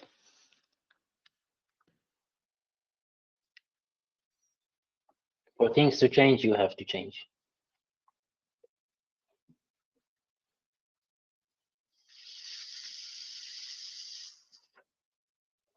So Odin and Thor today are used as okay. So Thor is still used as a currency, but this is more like a base currency. Every other currency that we're using, we are always kind of comparing it to the Thor, because the Thor isn't changing. So like it is always staying the same, and then this is how we can balance currencies and understand what happened over the years in terms of inflation and all. Inflation for humans is a bad thing. Inflation for Pleiadians is a good thing. They're aiming towards inflation. Now, the thing is that humans are aiming towards inflation too, but it's a bad thing. So that's kind of dumb. Odin is also changing, but not that much. It is being backed by the floor, and it is the investor's currency, and it is always between 2% to 5% higher.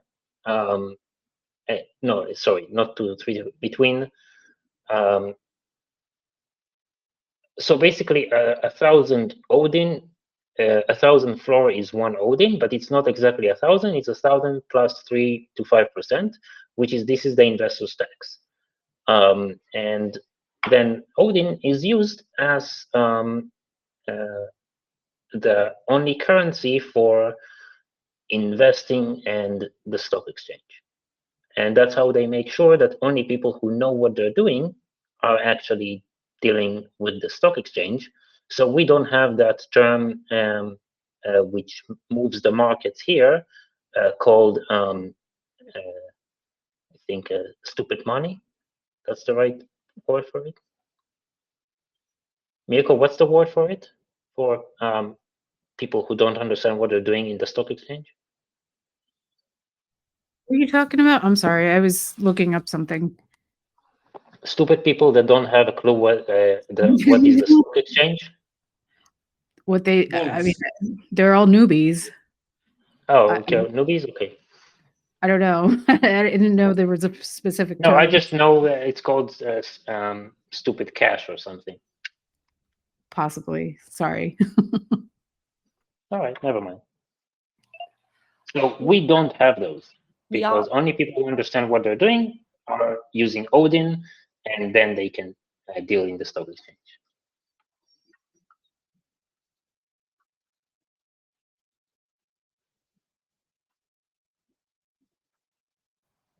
What happens on people? Go ahead, Jerry.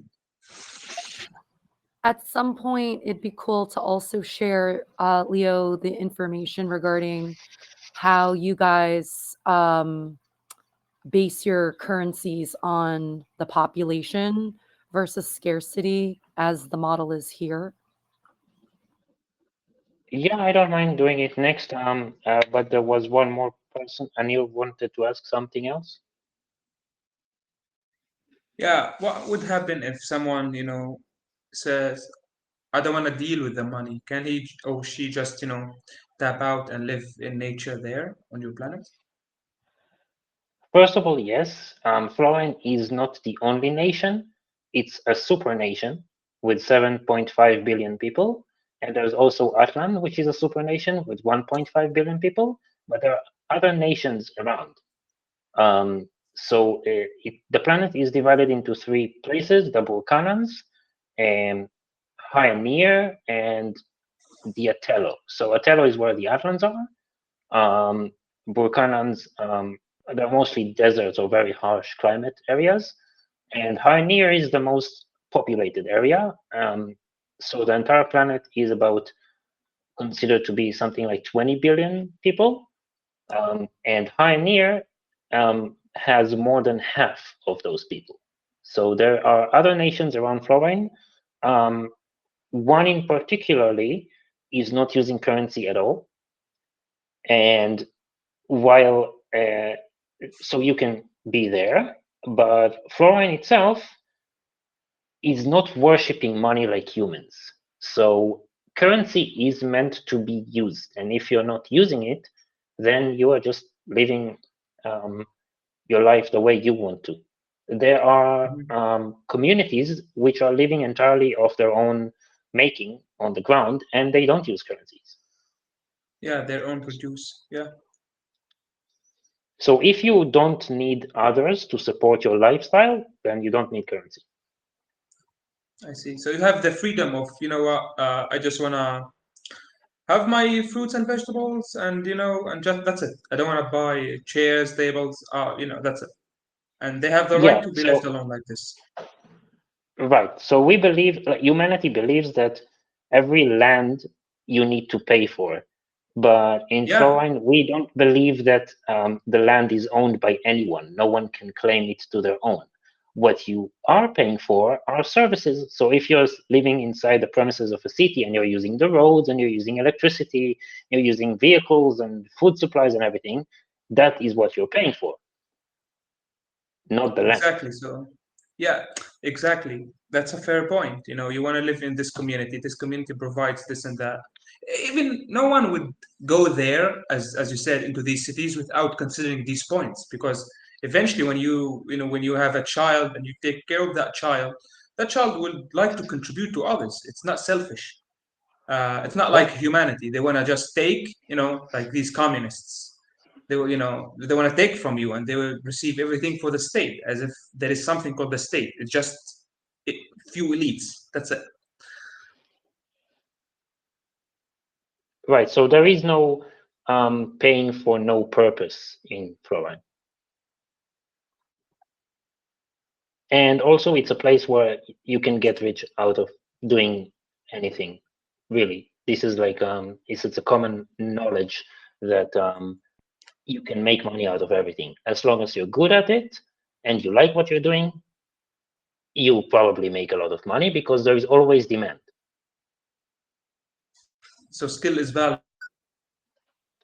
Skill is valuable, and also specific knowledge. So, like, I know a person that, as a hobby, brought a lychee tree from the bridge, and they have a special way. They were humans. They died here, and then they moved to Florine.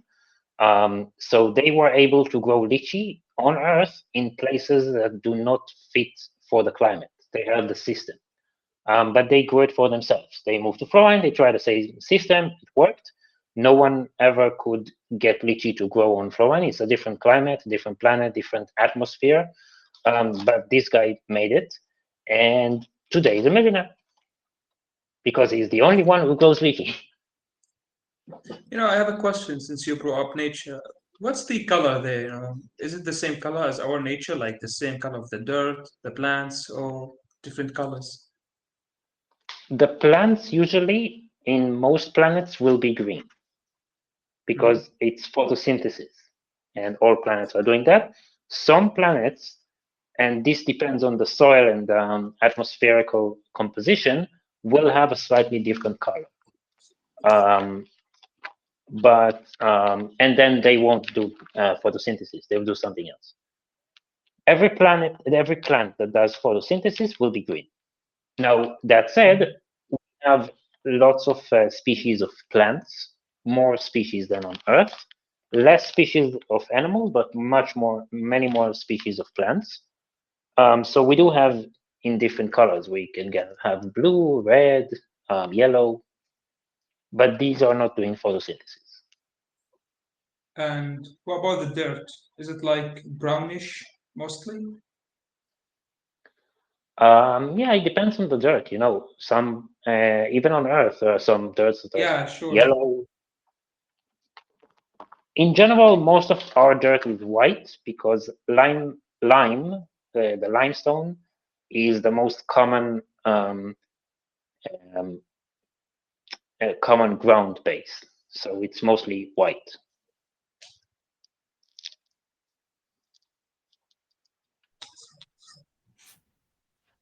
Hi, can I ask Last something? question.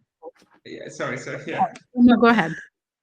I just love biology. So the question was, what is the biggest animal on your planet?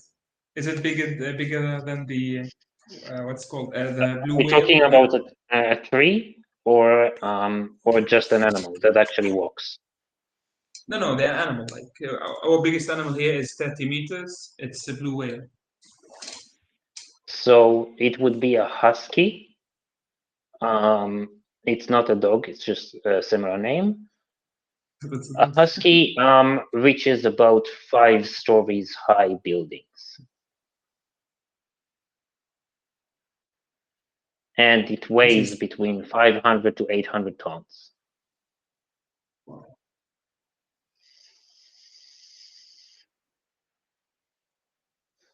Far bigger than the Earth. Yeah, basically, it doesn't even have to run in order to stomp you. It just walks normally.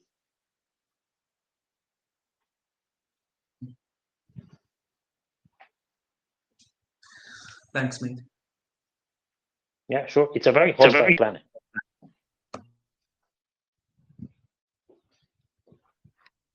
So I had a question regarding if you knew about the Rupus nigra, which is the black rock at the North Pole, because we were talking about, Norse mythology earlier, and with the black rock up there, it's like, it's like this mythical place where there's the whirlpool, I believe, and it has, it was, some people have said that it was talked about in the Bible, I believe.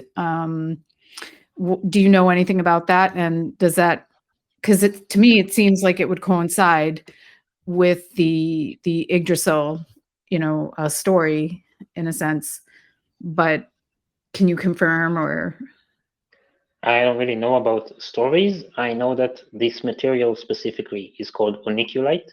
It's made from crystallized onyx stone, and it's the same kind of material that was used to create the technology behind the Ark of the Covenant. And it is also the same material that exists in Mecca, the black cube in Mecca. But you're talking about a specific substance or like an actual rock in that sense, like a mineral. Yeah, it's an element. It was a meteor. Yeah, is that correlating to the Rupus nigra, which is like the Black Rock Mountain or whatever it's called at the top of the North Pole, where it's like a whirlpool, and supposedly exactly same thing. It's the same thing. So that story isn't just a myth, you're saying? The story itself is a myth. Its existence is, meteor. A what? A meteor? A meteor. Yeah. Oh, okay. That substance cannot be found on Earth naturally without a meteor. Well, because, cartographers back in the day, like the Mercator map would show this region, I think. I don't know if it's the Mercator map or what was it? It was like 4 large islands, and they had like there was like an attraction of sorts between the islands, but in between was like this major whirlpool, and it was said that I don't really remember the myth, but I'd seen accounts where I know. Do you know? Yeah. So I'd seen accounts where people where historically some people had gone up there, and they talked about the waters up there, and how all of a sudden, like, because it's the Arctic region, right? Super cold. But once they had gotten up there was like a specific threshold that they had passed, and it became like calmer waters all of a sudden, and it was like super balmy. I've got to find the sources again if I can find it even, but they talked about how it was like super balmy, and it was like almost like tropical in the center of it all. So I was wondering if you have an account of that or can talk about it. Not on Earth. I think this map kind of looks like Chonago. It's a place on my planet. Yeah, maybe it does exist on Earth. Right. So I think there's been correlations made to Shenandoah as well. You said Shenandoah, right? No, Chonago. Oh, I thought it was like Shenandoah. It was some kind of name. There was another name for this place. Had been named several different names, but I don't know if I can find. It's like, let me see if I can find a thing. I want to say something about that. So that took multiple meanings throughout history. The recent ones that we have, it's about making Jerusalem as in the center of the world, and you can see it in maps. But you know, my society, you know, I grew up hearing these stories that, but this place isn't somewhat center. It's like in China, you know, a certain mountain with electromagnetic fields. It's like an arrowhead, you know. So You I heard want about to the know story, where it but actually it's is? China. It's not really in China. Well, it at some point it was part of China, but Tibet, I think, the very long exact time place. ago. The exact place is actually Mount Fuji. Really? Fuji. I climbed that mountain. Yeah, but have you ever went inside the mountain? No, it's only a specific point that they let you climb up to. Right, because So yeah, the get past humanities overlords, they know it's not a normal mountain.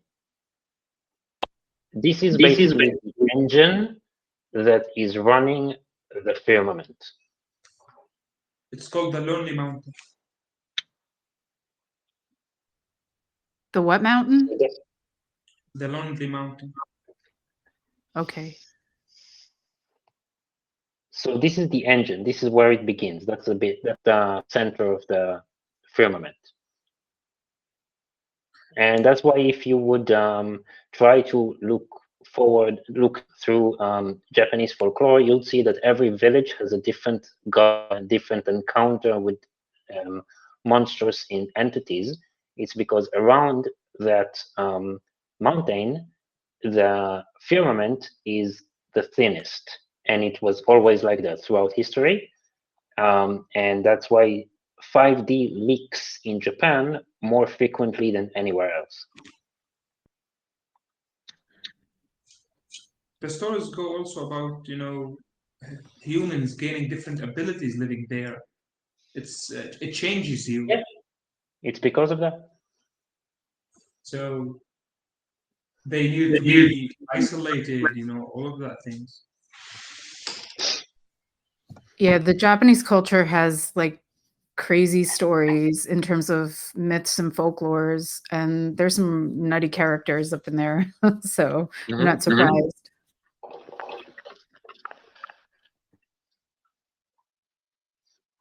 Yeah, so that's the center of the illusion of the firmament. That's where the engine is.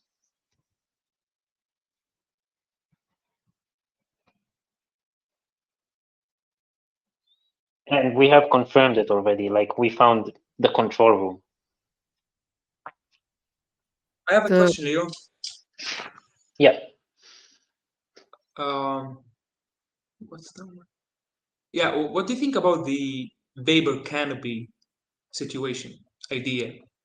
If you The have what? any thoughts about that. Weber canopy. Is that from the Jason's Archaixis reference? Yeah, the guy was speaking about that like for the last perhaps I don't know how many months. I'm in his group, so Huh? I'm in his group, so I know lots about it. I'm not but- on the group. I know, you know, I sometimes listen to he's not into anarchy, so I don't take everything Yeah, from no, him. he's But not. But some he, things, I'll say something. For example, I agree with him. You know, when you hear the dates of the list of kings of ancient times, you know, living for thousands of years, people think it's normal years. No, normal months or all of that. No, it's calendar according to the moon. So yeah, you can agree with things, you can see things, but we know from race things like that humanity and genomes can be changed, and this is the idea of the Weber canopy. Pressure and all of these things can change the life on Earth. So what do you think about that? I don't know. I'm looking at Vapor Canopy. There's lots of things about it, and He talk- I he don't talked really about- understand. yeah, he talks about a time where the sun darkens, and it's based on this what's called the Phoenix cycle calendar. It's based on every 138 years, there's like a calamity that occurs in a localized region. But then when that Yeah, 138 solar years- maximum. right, solar maximum. So 138 years, when you multiply that forward, you get by 4, you get the number 552. And then every 552 years, there's, I forget what he calls it, a nemesis event, I think. That event, yeah, Nemesis X, and that event is like a world catastrophe. And so the next Phoenix event that he's forecasting is the year 2040. The 2040 is May 19th, May 17th or 19th in 2040. It's going to be a localized Phoenix event in which a localized region, meaning not the entire world, like 25% of the world or something less than that probably, is going to be affected by some kind of catastrophe. But then in 2046, that Nemesis X event will come along, and this will be a major thing.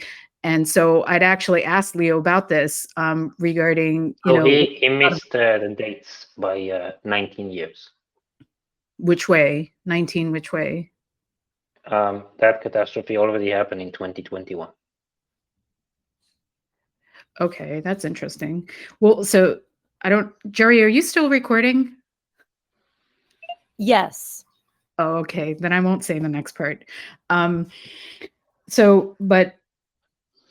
this kind of coincides with the vapor canopy thing, because the vapor canopy is supposed to return starting around the year 2040 or 2046. And that's what he talks about. And back then, the sun was darkened for 3 days, and there's all sorts of things that occur. But I'm not really an expert on this stuff because I was more interested in his time series. So I follow his time stuff, time events. And I forget what I was going to say, but yeah, it is correlated to the sun, the solar maximum events. And I think it's also having to do with the polar shift too, right, Leo? You said that the polar shift. The polar shifts are related to the solar maximum. This is what drives the polar shifts. Right. So I think they're all talking about the same thing. It's just Jason. Yeah, the solar maximum lasts about 6 years. Exactly. 6 years, right? Yeah. So that would make sense. 5.5 to be exact. Nice. Does that answer your question, Anil? The main question was about the biological life on Earth. Because if we his timing, you will find also a lot of statues that were found from that certain period of time, like around 500 years ago or something, depicts dinosaurs and dinosaurs. So, it's interesting. Okay. I don't know much about it. Would say that Archaics would say that, under the vapor canopy, things like certain animals, creatures, everything was biologically bigger, astronomically bigger. So like, I don't know, like spiders would be huge and stuff like that. So actually, I think that maybe the vapor canopy could be, maybe he's talking about Florine. This is the Pleiadian home planet, Florine. Everything becomes bigger on Florine because there is 50% more oxygen in the air. And also the gravitational pull is only 92% of the Earth. So while you don't really feel it, like large animals like us don't really get stretched or anything, but small animals do. So like the smallest insect that we have would be the size of a mouse.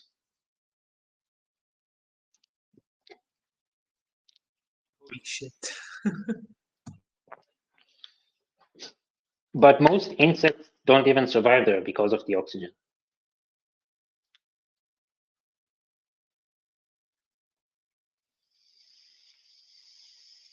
Yeah, these things play a role in changing sizes. Yeah, 100%. So we do have a praying mantis. A praying mantis did evolve over the course of 10 generations, and it has developed lungs. And it is now used as a pet, and it's about the size of a Labrador dog. As a pet, really? What? I said as a pet, you really? you need special license for it because it is a danger. It's a lethal weapon. So, but you can still have it as a pet. Just need to interesting. train Hey, it very well. I've heard of people that have had like alien encounter experiences with praying mantises and feeling an overwhelming sense of love coming from them, and they're like actually really beautiful, loving creatures. Yeah, they were. They were. They're not anymore. They were extinct in 2009. In like in the universe? Yeah, they're not from the Earth. It's an entity on another planet. Yeah. That one of the malevolent aliens invaded their planet and brought them to extinction. Oh wow. Okay. So they There's they still were in the kind galaxy a of, few of them. Yeah. say that There's again. about five of them hiding on Earth. That's interesting.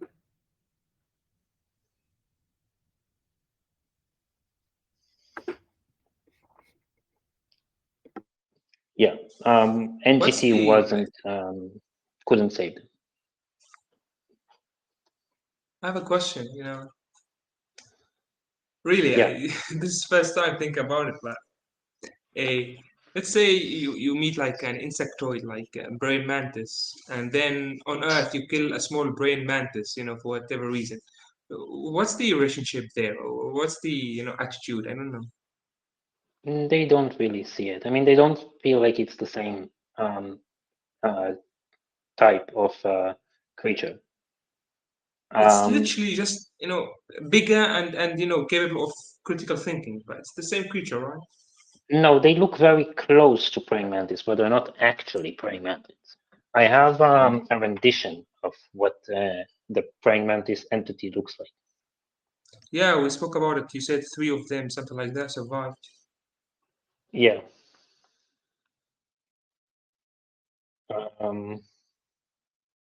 Yeah, so I have a rendition of them.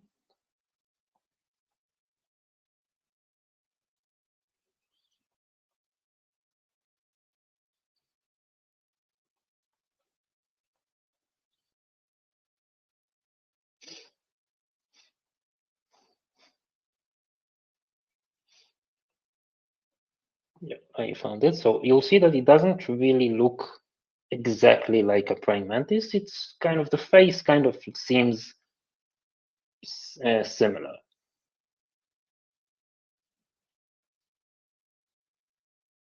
Don't see anything. Yeah, I'm sending it right now.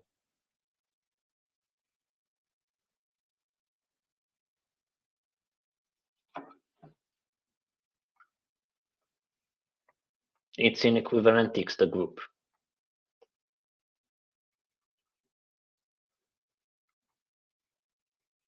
I can share it on the screen.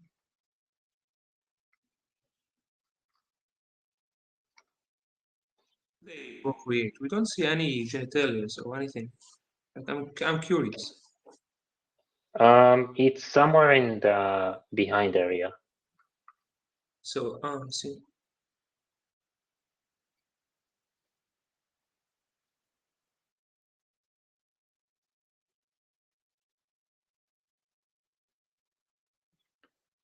Yeah, so that's the praying mantis.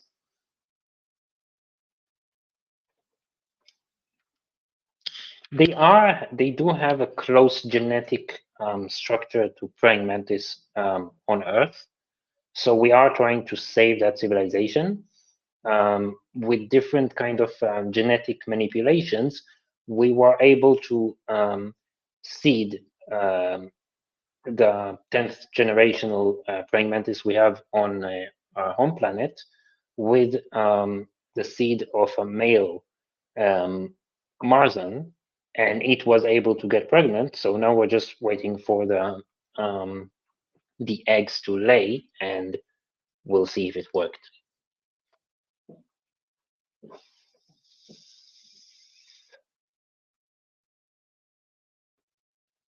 Because there's right now only males are left, which could, and when they die, basically it's final extinction of them, unless we manage to to create artificial pregnancy.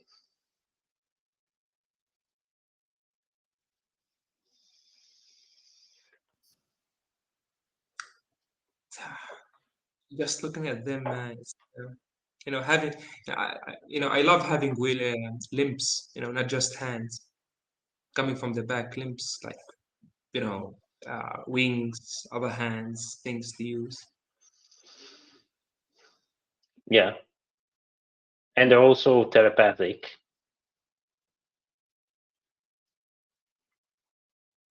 And I have tried raising a praying mantis here, and I've seen that they're also telepathic. I have a question, it's about biology, about limbs. When you look at the human structure, isn't it possible to have limbs also from the back, upper back? You can add more muscles or grow the muscles and have the limbs, right? Yes, and it was something that Pleiadians used to do. Pleiadians are humanoid, and their biology is very similar to humans. There's a few simple things that are not exactly the same. But the female back, I think that's also the case for humans, is able to have a transplant of extra 2 limbs. And this was used by the Valkyrie about 800 years ago. And that's why all of the Valkyrie was only made of women, because they were able to have a transplant of elastic metallic wings, which are serving as another extension of the body to be a separately controlled shield, which they can also use as a weapon, like a riot shield, but that can cover the entire body. And so it's so that's why Valkyrie was thought in the Norse mythology that they had wings to fly, but these wings were shields.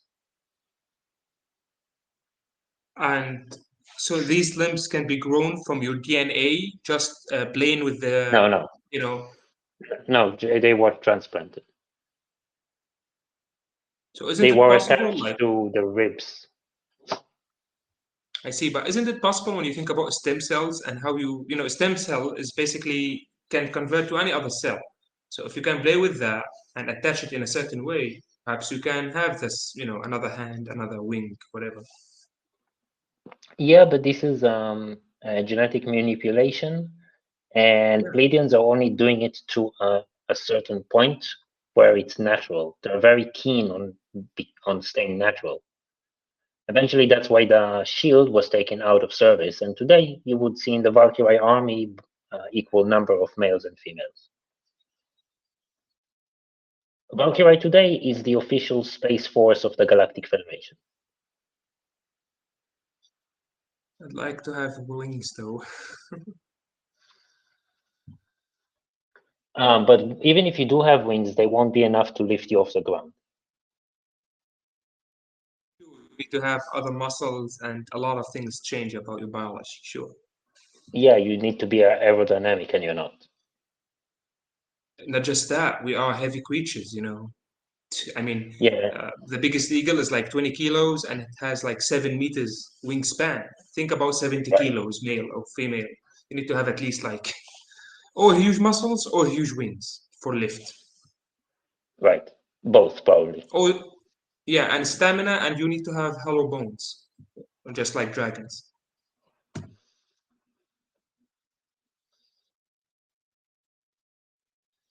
Yeah, so Jerry, why don't you stop the recording so Miko could ask her question?